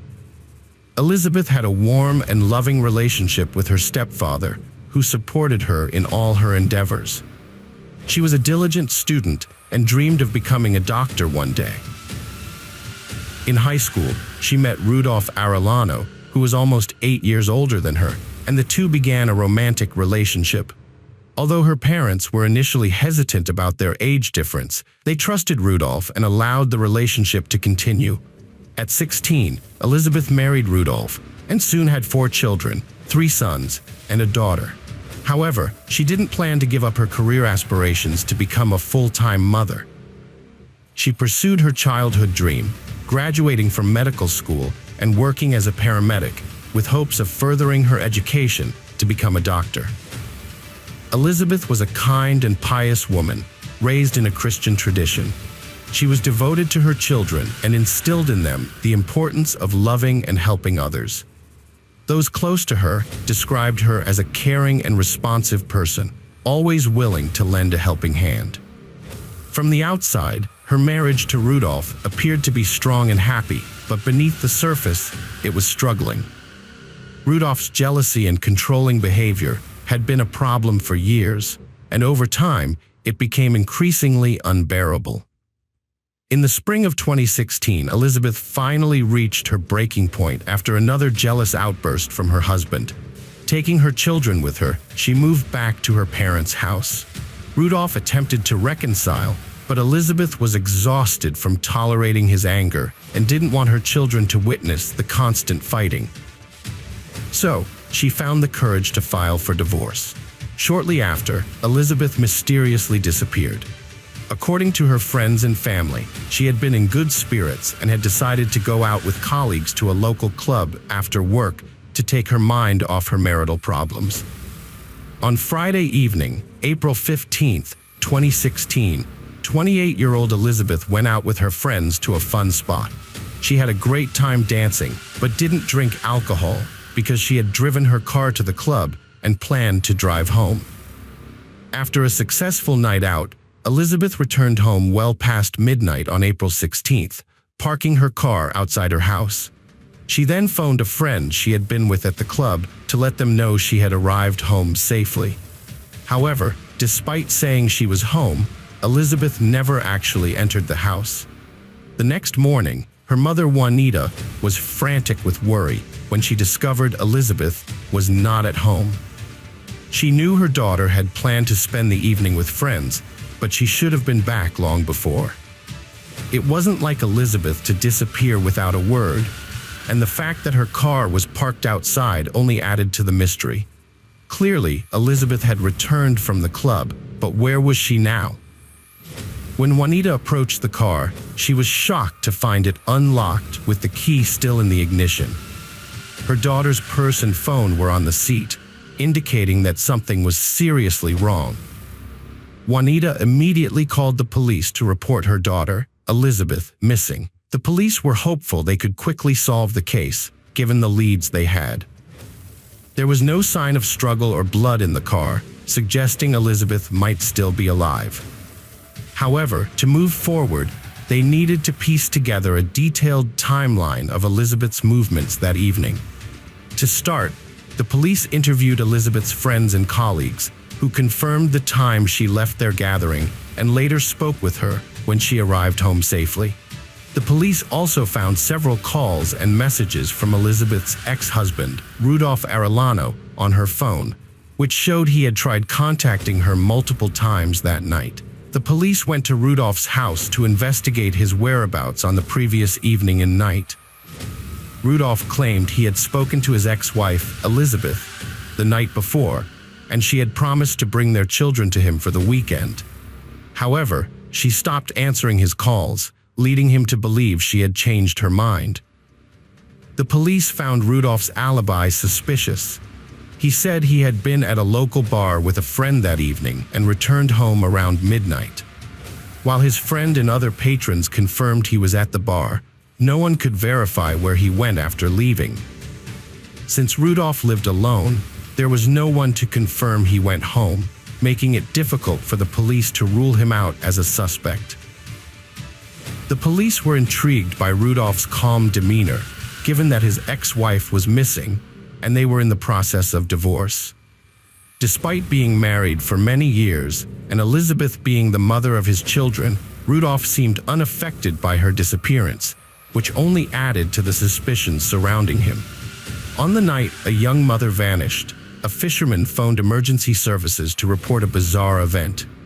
He was sitting alone on a bridge that spans an interstate highway, fishing, when at around 4:30 a.m., he witnessed a car drive onto the bridge, stop, and then the driver throw a large object, resembling a person, into the water. From his distance, he couldn't see details, but it seemed like something heavy and bulky was tied to the person. The darkness and strong wind on the bridge prevented him from seeing the car's make and number or hearing any sounds. Shortly after, a second witness came forward, who was walking his dog near the bridge. Although he didn't see what happened on the bridge, a distressing scream caught his attention, followed by something large falling from the bridge and a subsequent splash, then silence. Based on the witnesses' accounts, the police decided to investigate the pond near the bridge. A few hours later, divers discovered a body with a large concrete block tied to its neck with a rope. The body of Elizabeth Arellano, a missing woman, was found drowned. A passerby and a fisherman's testimonies helped locate her body, which would have likely gone undiscovered due to the strong tidal currents that prevented it from floating. An initial theory suggested that Elizabeth might have voluntarily ended her life due to family problems. However, this was quickly dismissed as it contradicted the witness account of someone throwing her into the water. Her relatives also confirmed that Elizabeth had big plans for her life and would never abandon her children and parents. The forensic medical results and a man's testimony, who heard Elizabeth's desperate screams as she was thrown off the bridge, revealed that she was still alive when a piece of concrete was tied to her neck. She subsequently suffocated to death. The brutal murder of Elizabeth, a mother of many, has left investigators baffled as to who could have committed such a heinous crime. Robbery has been ruled out as a motive, as none of her belongings were taken. Instead, it's possible that the killer may have stalked her from a club she visited or lay in wait for her at her home. Elizabeth's ex-husband, Rudolph, has denied any involvement in the crime, claiming he was at home sleeping on the night of the murder.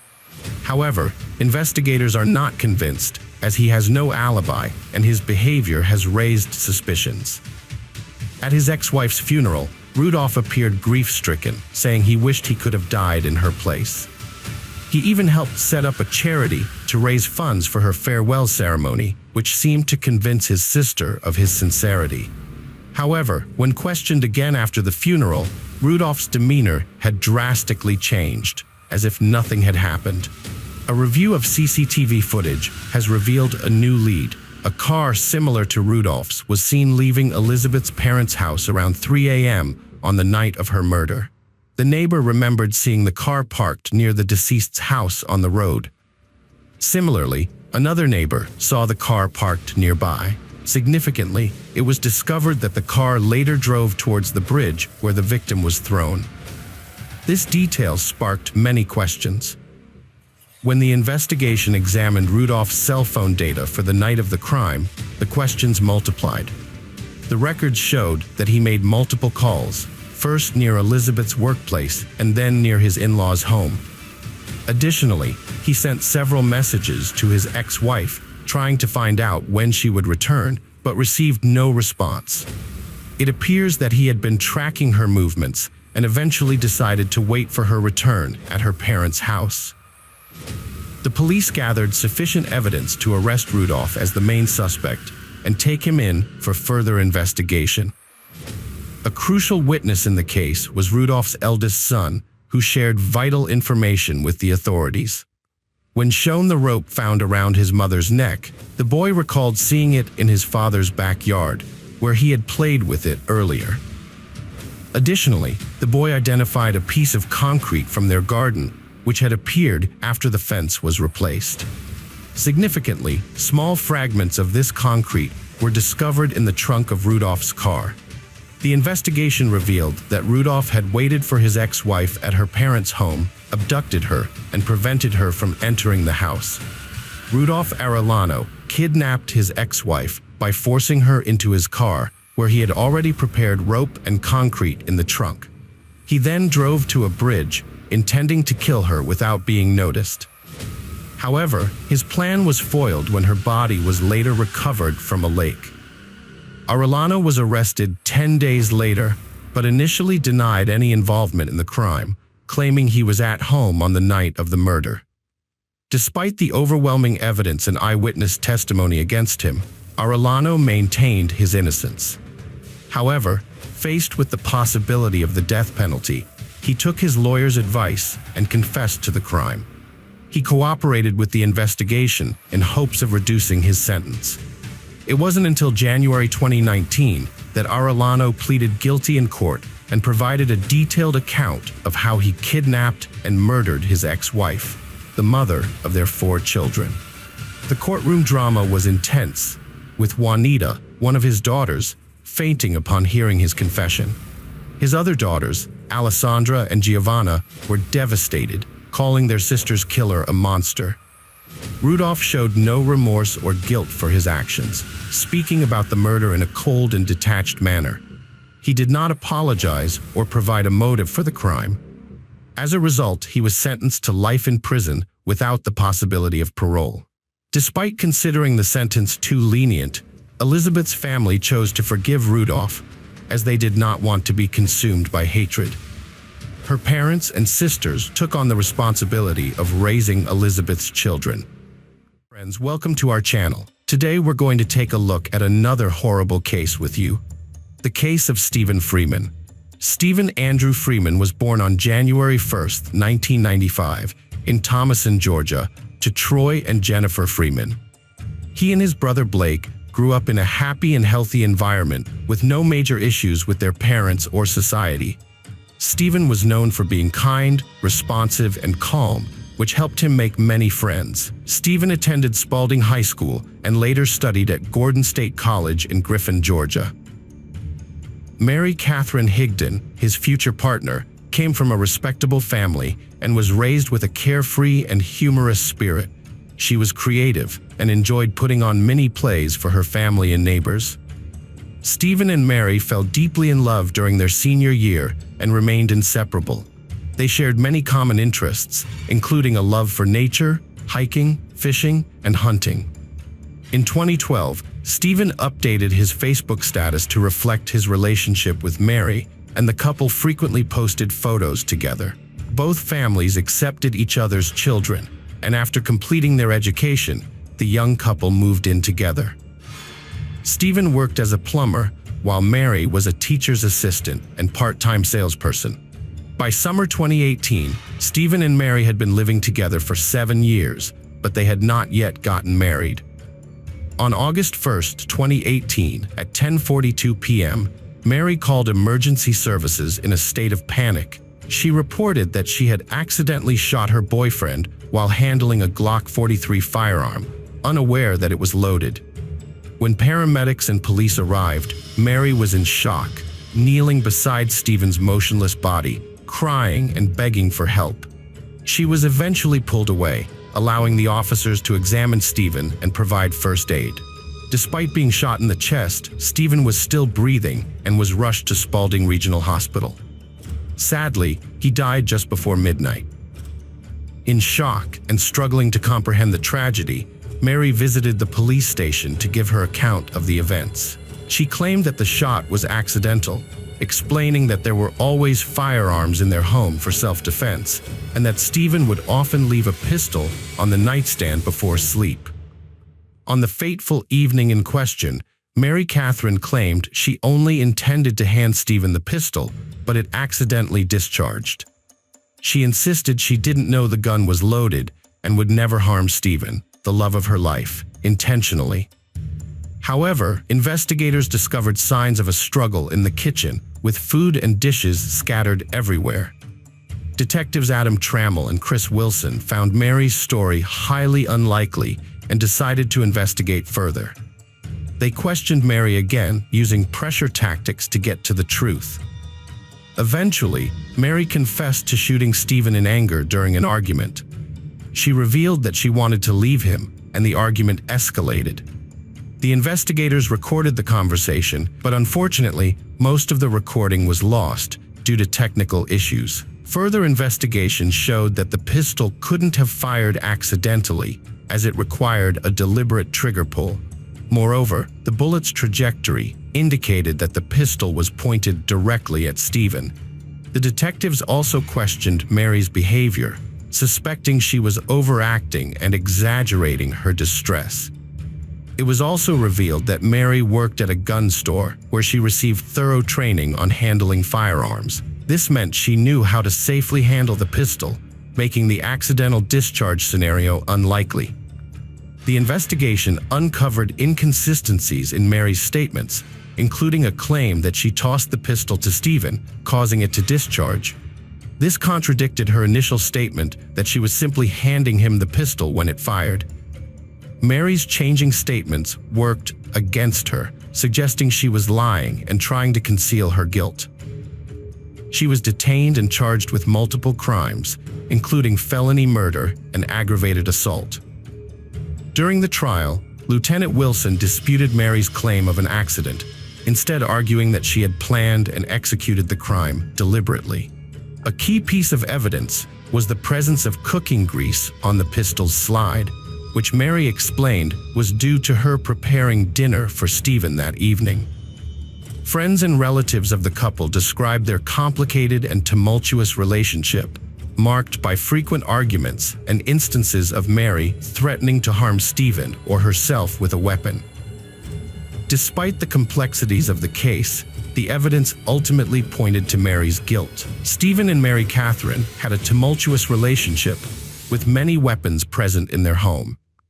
2 days before the tragedy on July 30, 2018, they exchanged warm messages wishing each other a good day. However, the next day, Stephen told his mother he wouldn't return home to that devil and stayed at his friend Thomas's place. On August 1, 2018, when Stephen didn't come home, Mary sent him hundreds of messages begging him to return. She prepared dinner and waited for him, later learning he was at Thomas's place and going to pick him up.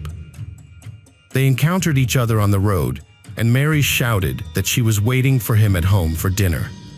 Stephen replied that he was coming home. However, the evening ended in tragedy instead of a reconciliatory dinner.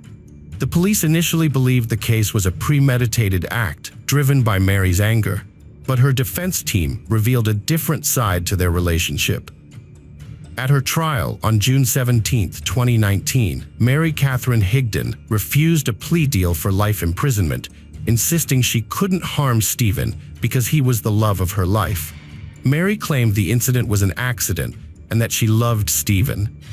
She also accused him of abusive behavior, stating that he hit her twice and forced himself on her on the day of the tragedy. Friends and relatives testified that Mary was furious because Stephen often ignored her messages and calls. On the night of the incident, Stephen refused to eat the dinner Mary had prepared, which was the final straw for her. She couldn't hold back and fired at him. The prosecution presented physical evidence, including grease on the pistol and a sheet with bloodstains, showing that Stephen was not attacking Mary, but was sitting still on the bed when she shot him. In court, Mary finally gave a truthful testimony, describing Stephen as a harsh and controlling tyrant who had repeatedly hit, shaken, and threatened her. She confessed that he had constantly controlled and manipulated her, driving her to despair with unreasonable jealousy. The defense presented ample evidence to support her claims, including text messages that raised questions about who was the real tyrant and betrayer in the relationship. Stephen's message snippets suggested that he had insulted Mary Catherine and threatened her. However, what really sparked his anger was more disturbing.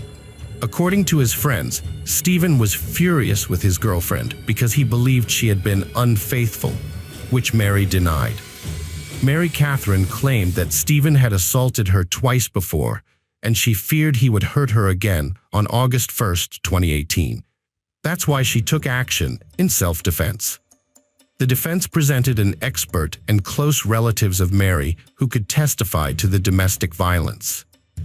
Mary's sister, Sarah Higdon, confirmed that she saw bruises on Mary's arm 2 weeks before the shooting, though she regrets not taking a photo and initially believing Mary's explanation that the bruises were accidental. A tearful Mary Higdon told the jury that on the night of the incident, she decided to end things with Stephen once and for all, telling him to leave the house. Stephen became enraged, attacked her, and in self-defense, she grabbed the pistol from the nightstand, accidentally firing it.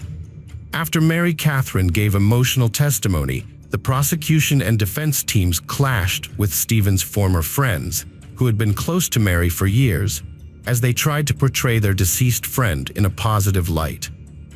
Thomas Skinner, Stephen's best friend, described Stephen as a loyal and hard-working country boy, while portraying Mary Catherine as an obsessive and possessive girlfriend who constantly controlled and stalked him. According to Thomas, Mary Catherine and Stephen's relationship had become toxic over time, with Mary threatening to end her life whenever Stephen tried to leave her.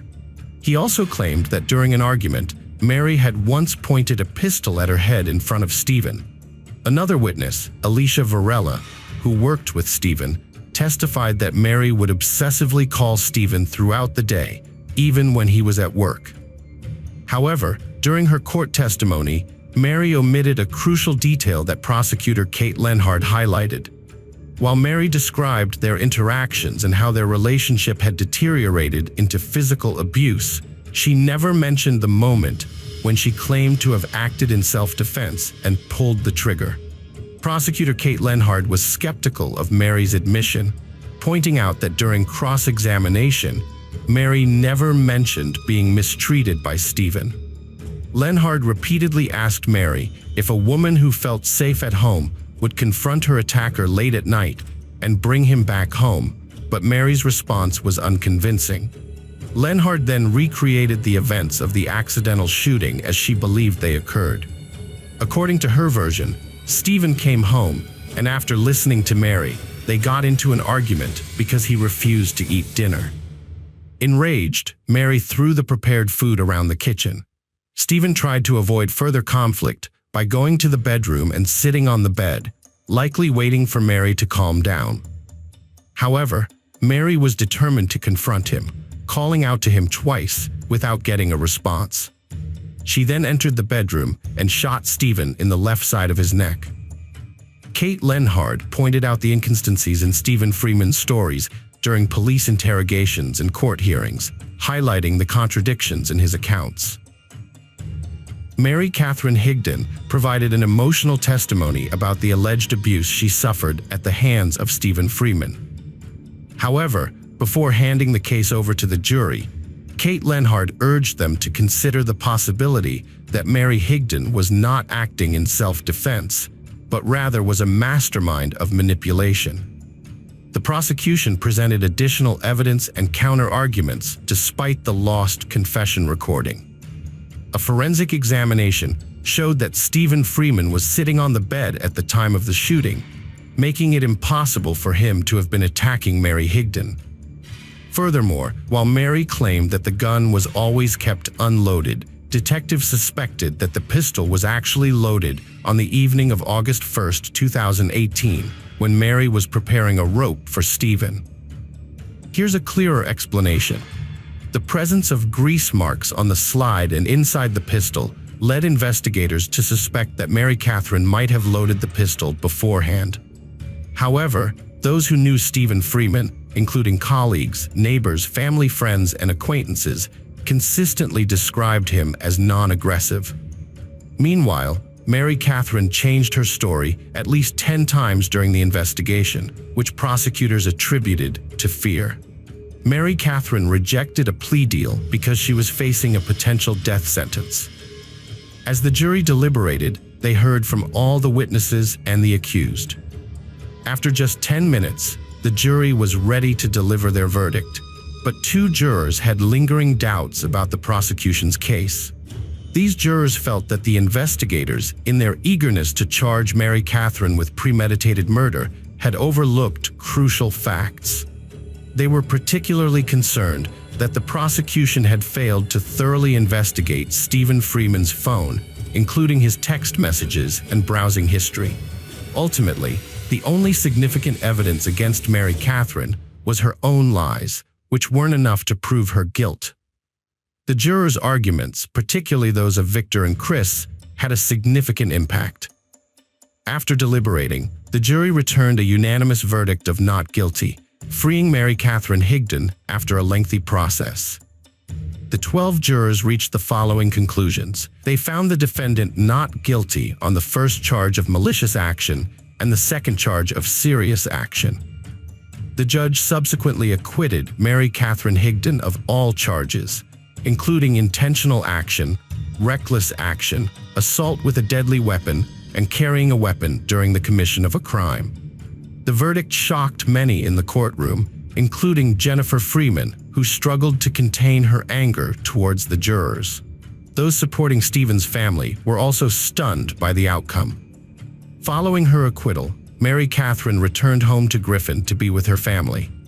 Since then, she has maintained a low profile, avoiding social media to evade unwanted media and public attention. Mary Catherine's Instagram profile is private, and there is no information available about her current location.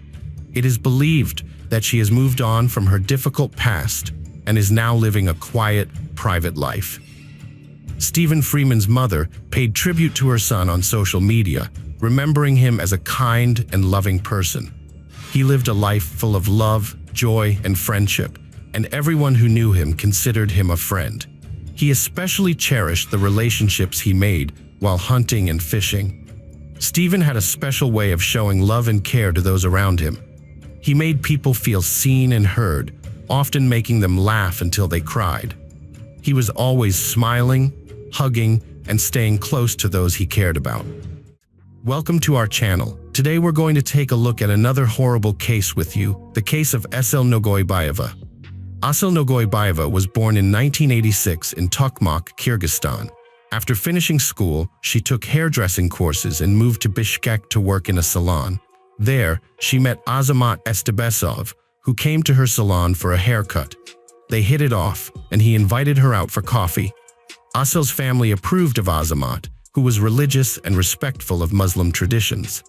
At 19, she married him, and soon they had a son. However, Azamat's behavior changed, and he became abusive. One evening, while bathing their son, Azamat accidentally poured too much water on him, causing the child to cry. Aysel reacted angrily, and Azamat responded by hitting her in the face. Aysel left with her son and went to her mother's house. Azamat apologized and begged for forgiveness, promising it would never happen again. However, Aysel, who had grown up without a father, was determined to make her marriage work for the sake of her son.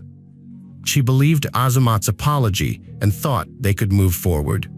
The family returned to Tokmak, and Aysel became pregnant with their second child. However, Azamat's abuse continued. One day, while Aysel was walking with her son, she ran into some classmates, and after the walk, Azamat struck her again. Aysel suffered a devastating blow from her husband Azamat, which caused her to fall and miscarry. This incident triggered a pattern of abuse, with Azamat constantly looking for excuses to beat her. Despite his once kind and attentive nature, Azamat's gaze was now filled with anger and hatred. Aysel felt trapped, living under Azamat's total control, and her only solace was her children. Her mother, aware of the situation, eventually took Aysel in, but Azamat continued to harass her, begging for forgiveness and promising to change. However, he would return to his abusive ways, and Aysel would be forced to endure it. Aysel went to the police multiple times, but domestic violence is not punishable by law in Kyrgyzstan, and Azamat would only receive short sentences. The abuse continued for 6 years, with Azamat threatening to kill Aysel and her family if she ever filed for divorce. Aysel's family finally helped her escape to Italy, where she worked multiple jobs to save money and become financially independent. After 3.5 years, she had enough to buy an apartment and start a business. Although she was relieved to be free from Azamat's abuse, she missed her children and worried about their well-being. When Aysel returned to Kyrgyzstan, she was shocked to find her children living in squalid conditions, neglected and uneducated. Azamat had raised them according to traditional Turkic values, forcing them to attend a madrasa instead of school. Aysel took her children back, but Azamat continued to harass her, eventually cornering her and raping her in a dark alley. Aysel reported the incident to the police, and Azamat was detained. However, his family intervened, pressuring Aysel to withdraw her complaint. According to Kyrgyz tradition, it is shameful for she to report her husband's abuse, and Azamat's relatives convinced Aysel to retract her statement in exchange for Azamat's relinquishment of parental rights. Aysel's ex-husband, Azamat, remained her official father despite his abuse. In fact, the Sakalu District Court dismissed a case against him due to a counter-application and reconciliation. However, after his release, Azamat began harassing and threatening Aysel, sending her daily messages saying he would kill her if he caught her. He waited for her at her driveway, work, and followed her everywhere for 3 months. Aysel's relatives took turns living with her and her children to protect her, but this didn't save her from Azamat's second violent attack. On January 31, 2023, Aysel reported to the police again that Azamat had used force against her, and a criminal case was opened. The suspect was detained, but instead of a 5-year imprisonment, he was given 3 years of probation due to his elderly mother's disability and his 2 children. Aysel was devastated and felt driven into a corner with no escape. She didn't believe anyone and didn't listen to Azamat's relatives. Instead, she hired a lawyer and filed an appeal with the CH Regional Court, providing all the threatening messages and voice recordings. However, a series of events constantly postponed the hearing, bringing closer the worst day of Aysel's life. Azamat continued to walk freely and make attempts on her life, even sending her a photo of a black backpack with a knife and rope, saying he was ready to meet her. On September 20, 2023, Aysel woke up her children, had breakfast with them, and accompanied her eldest son to school. As she was about to leave the house, Azamat suddenly appeared and hit her on the head twice. He then grabbed her throat and started strangling her, causing her to lose consciousness. When Aysel regained consciousness, she realized that her son was crying and begging Azamat not to harm him. Azamat threw Aysel to the floor, picked her up, and continued to abuse her. He stabbed her face and neck with a clerical knife in cold blood. The next time Aysel regained consciousness, she was surrounded by blood and didn't realize what was happening. She had lost a lot of blood and her throat was dry, and all she could do was ask for a drink. Aysel's ex-husband, Azamat Estebesov, brought her a bucket containing water mixed with blood, revealing his sinister intentions. He started selecting a knife from the kitchen, preparing to inflict harm. His goal was to reach Aysel's heart, implying a deep and fatal wound. Just as he was about to attack, the police burst into the house, responding to a call from a concerned neighbor who had heard Aysel's screams and knew about her troubled past with Azamat. This timely intervention saved Aysel's life. Azamat resisted the officers, attacking them with a knife. Amidst the chaos, the brutal extent of the attack was unclear, but the apartment was covered in blood. It was later revealed that Azamat had started cutting Aysel in the bathroom, then dragged her to the kitchen, severing her nose and ears, inflicting multiple wounds on her face and neck, cutting her throat, and beating her severely. When the district police officers arrived, they quickly called an ambulance, assessing the severity of Aysel's injuries. In their search for the removed organs, they were unable to find them. Her ears and nose were shockingly found in the monster's pocket. After finding her, the police took Asel to the 4th City Hospital in Bishkek, but surprisingly, the doctors refused to provide her with first aid, claiming she didn't belong to their hospital based on her regional identity card. Not only did the doctors neglect to treat Asel, but they also failed to stop her bleeding. It wasn't until she was taken to a second hospital that she finally received first aid and the bleeding was stopped. Asel was then transferred to the National Hospital, where she underwent a 9-hour operation. A team of 6 doctors worked meticulously to restore her face, carefully reattaching her severed organs, including her earlobes and nerve nodes, which had been precisely cut off with a special knife. The nose was also completely severed. Asel remained unconscious for a long time after the operation, but miraculously survived.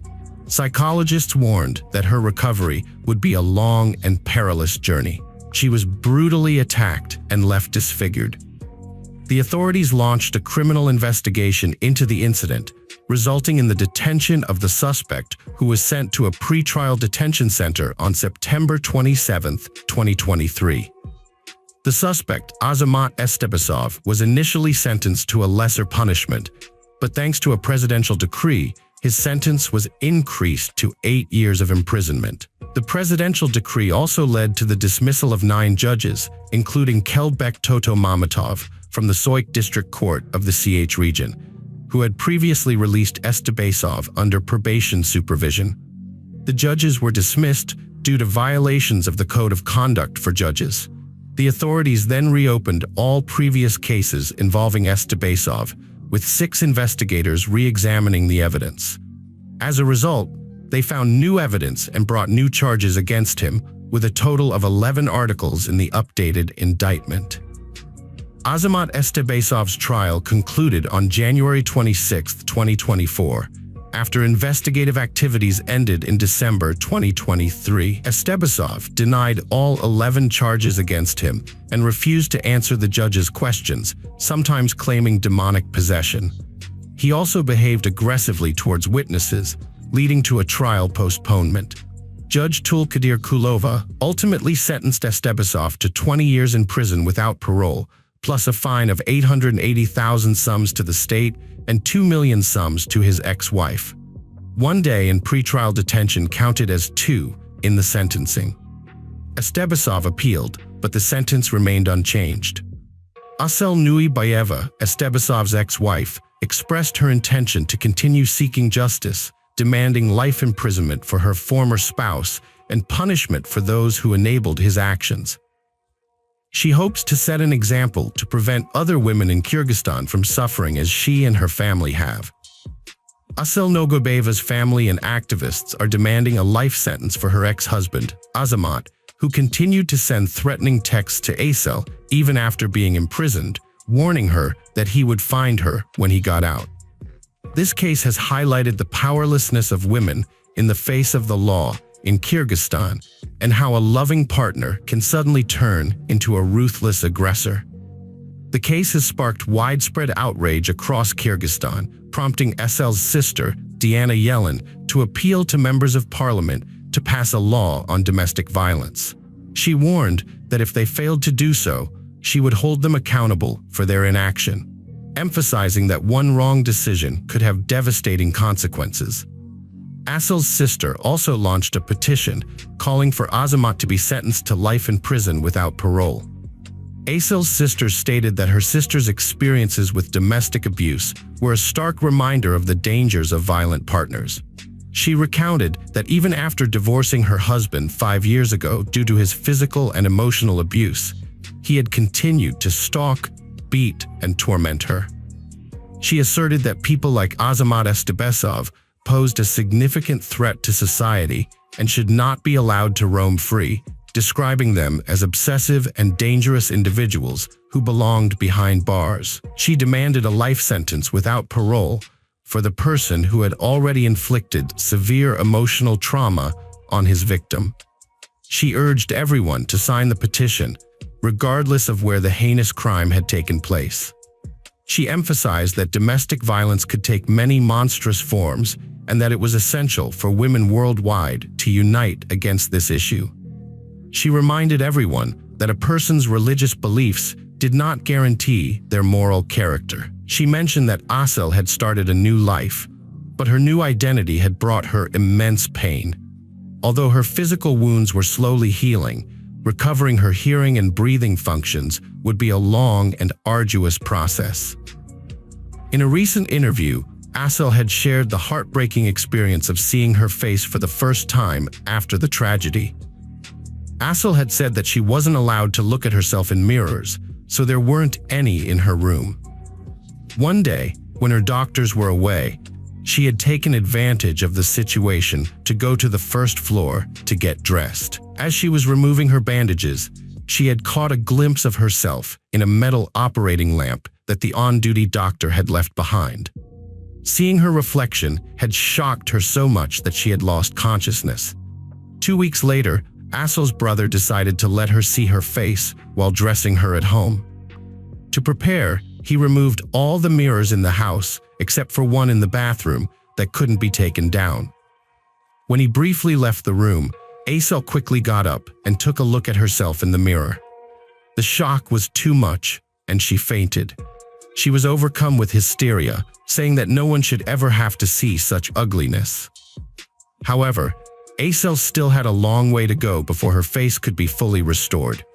Before undergoing plastic surgery, she would need multiple operations to rebuild her face, including reconstructing her ears and nose. These surgeries would require extensive preparation, skin grafting, and a recovery period of at least a year.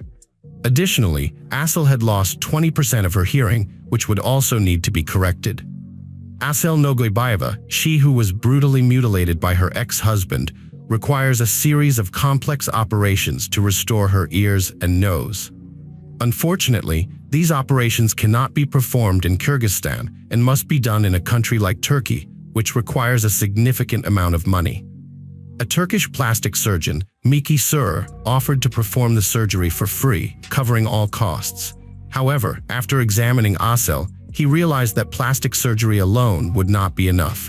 She needs a series of operations to restore her organs before the reconstructive surgery can take place. The total cost of the surgeries is estimated to be at least $445,000. Asel's sister, Diana Yellen, is working to raise awareness and funds for the operation, which will take place in Turkey.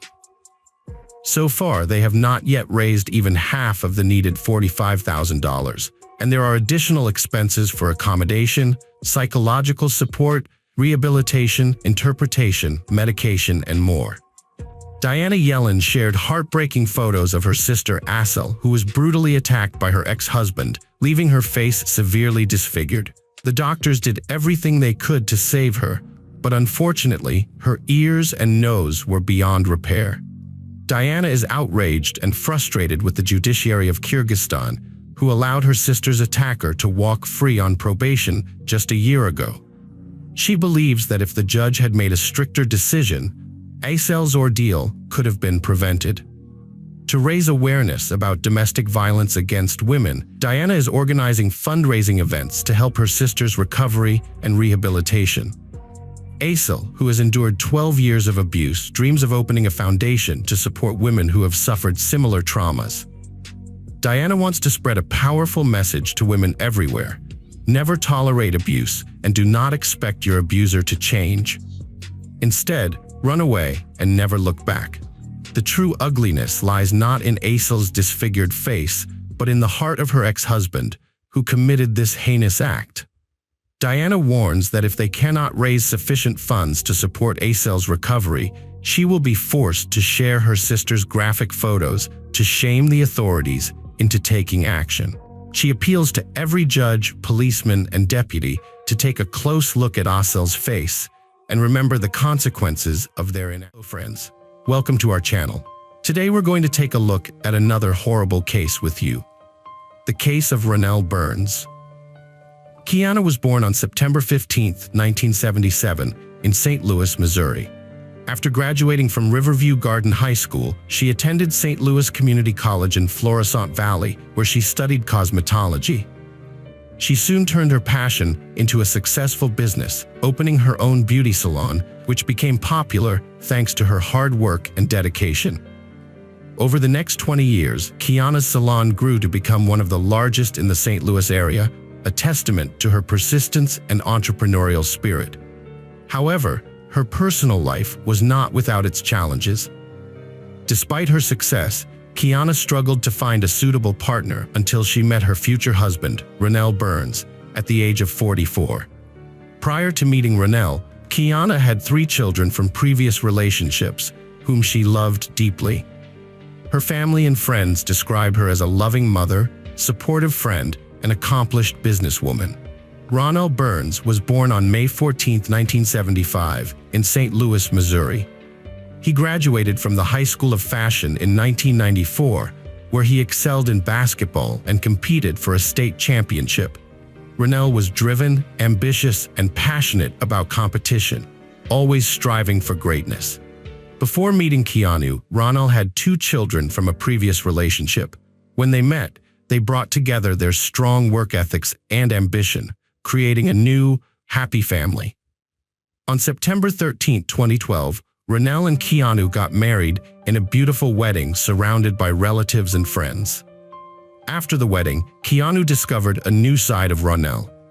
It turned out that Ronell had dedicated his life to Jesus Christ at a young age and wanted to serve the Lord. He began helping anyone he could, including people he met on the street. Ronell even created a website where he coached and preached to spread his message.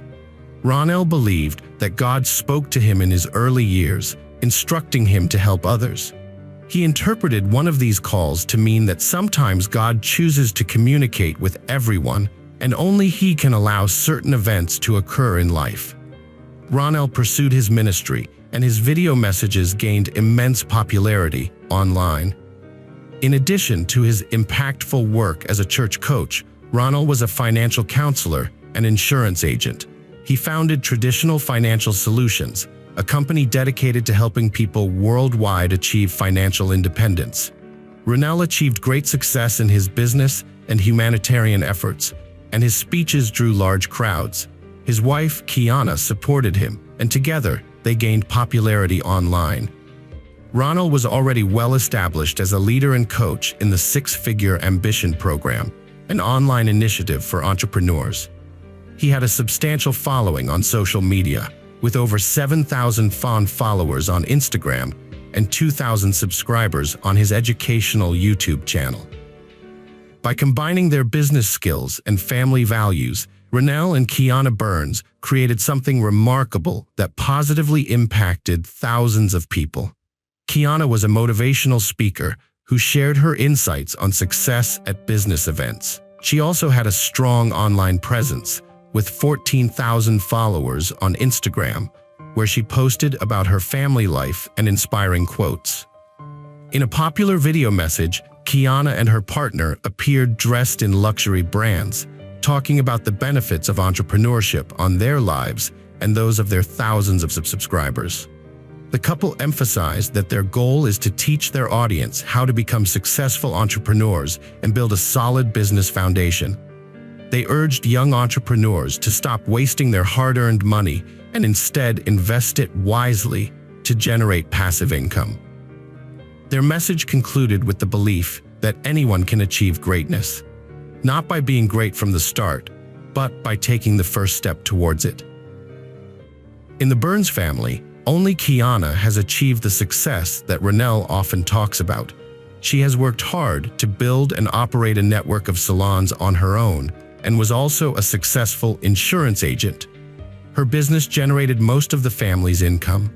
Ronell, on the other hand, focused on projecting an image of wealth, often posting photos of the family in expensive clothes and at fancy restaurants. Meanwhile, the wealthy and successful individuals took action, while poor people were drawn to the Burns family's enticing stories of making big money without effort. Ronell received a lot of attention from outsiders because everyone wants to become rich. he eventually founded a company with ambitious six-figure goals, allowing him to continue building his wealth and creating his own legacy, which he frequently boasted about in interviews. The Byrnes had built a close-knit family unit, and to outsiders it seemed like they were living the perfect life. Ronell and Kiana, both successful in their careers, were inspirations to many, and their children, Rhea, Makai, and Ray Haley, were a big part of their lives. However, beneath the surface, trouble was brewing. Ronell suggested that Kiana leave her hometown of St. Louis and move to Atlanta, a decision that didn't sit well with her. Despite their 3 children together, Kiana was forced to make the move as Ronell had plans to expand their business. Kiana put on a brave face and pretended to be happy with the decision, but deep down, she was reluctant to leave St. Louis. On social media, she presented a perfect picture of her life, posting photos of the luxurious gifts she received from Ronell, such as a Maserati Levant car and her collection of Louis Vuitton bags.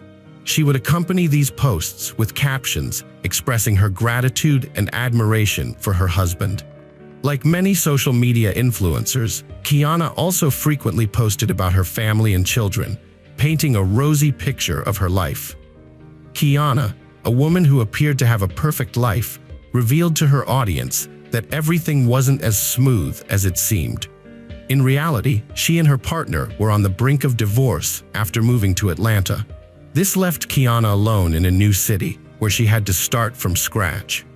In a heartfelt video message, Kiana opened up to her subscribers about the challenges she faced when deciding to move and adapt to a new home and people. She emphasized that adjusting to new environments and people without the support of loved ones can be incredibly tough. Kiana also shared her struggles with mental health, expressing concerns about not being strong enough to overcome life's challenges. However, the question remains, was the move to Atlanta the primary reason for the imbalance in her family, or were there other underlying factors at play? In a speech, Kiana refused to mention that the real reason for the problems in their relationship was Ronell's infidelity and promiscuity, which he had kept hidden from their seemingly perfect life on social media. Later that night, Kiana posted a video of herself happily dancing at home with one of her daughters. However, a few hours later, the situation took a tragic turn. Kiana and Ronell got into a long and intense argument, which ended with Kiana grabbing a gun, shooting Ronell, and then herself. By the time the police arrived, neighbors had already gathered outside the Byrnes' home, reporting that they had heard gunshots coming from inside. The investigation initially suggested that Ronell Byrnes had taken his own life. But the discovery of Kiana's body in the next room with a gun in her hand revealed that she was the one who had made the fatal decision. While it was clear that Kiana had killed her husband, some people believed that she had been driven to do so after discovering his infidelity. Others thought that the couple's severe debt and Ronell's con artist tendencies had led to the tragic event. As people dug deeper into the couple's lives, they uncovered some revealing information from Ronell's ex-wife. She disclosed that during their divorce, she had learned that Ronell was a habitual cheater and had been reckless with her finances, leading to a ruined credit history and failed jobs. Ronell had then met Kiana, a successful career woman who was drawn to his confidence and charisma. Ronell, in turn, was attracted to Kiana's wealth, and the two seemed like a winning combination. However, their business ventures ultimately failed, leaving only Kiana's beauty salon intact. Despite this, Ronell continued to pretend to be a successful businessman, convincing others of his non-existent achievements. The Byrnes family presented a false image on social media, showcasing lavish purchases and happy relationships to conceal their severe financial struggles. Ronell posted about his business ventures, claiming he could turn any idea into a profitable success. Behind the facade of a devout Christian couple, they shared Bible quotes and scripture in their posts. They flaunted their luxurious lifestyle, posting photos of their homes, parties, and vacations, creating an illusion of wealth. However, this was all a ruse to hide their true circumstances. Unbeknownst to their followers, Ronell worked for a fraudulent American marketing insurance company that preyed on middle and lower-income families, exploiting them for financial gain. He even tried to recruit his own family and friends to join the scheme, seeking to boost his status. Despite his efforts, Ronell failed to generate enough income from the company and struggled to support himself. The Burns couple pretended to be prosperous entrepreneurs, convincing those around them of their success and even creating a TV show, Meet the Burns, to showcase their supposedly lavish lifestyle. However, their arrogance blinded them to their financial reality, and they spent all their earnings on luxuries, trying to be someone they were not. This reckless spending ultimately led to their downfall and bankruptcy. On December 19, 2019, Kiana and Ronell Burns officially filed for bankruptcy and had to sell some of their assets to pay their debts. Despite their financial troubles, Ronell and Kiana continued to present a false image of a happy family and successful business. But it became increasingly difficult to maintain this facade in St. Louis. Ronell, seeking to further his fraudulent activities, convinced his family to relocation to a larger city. This decision would prove to be yet another mistake. Despite their thriving business being their sole source of income, Kiana reluctantly agreed to the move. However, Kiana struggled to adjust to life in Atlanta. She was already aware of Ronell's repeated infidelities and had grown tired of her patient and silent nature. The couple jointly decided to divorce, but in the divorce papers filed on October 10, 2021, Ronell deceitfully cited Kiana's infidelity as the reason.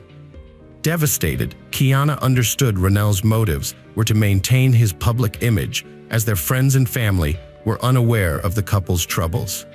Ronell sought to conceal the truth from the public, but on October 20th, 10 days after the divorce filing, Kiana publicly addressed a serious matter on live TV, her usual bright smile replaced by a concerned and sorrowful expression.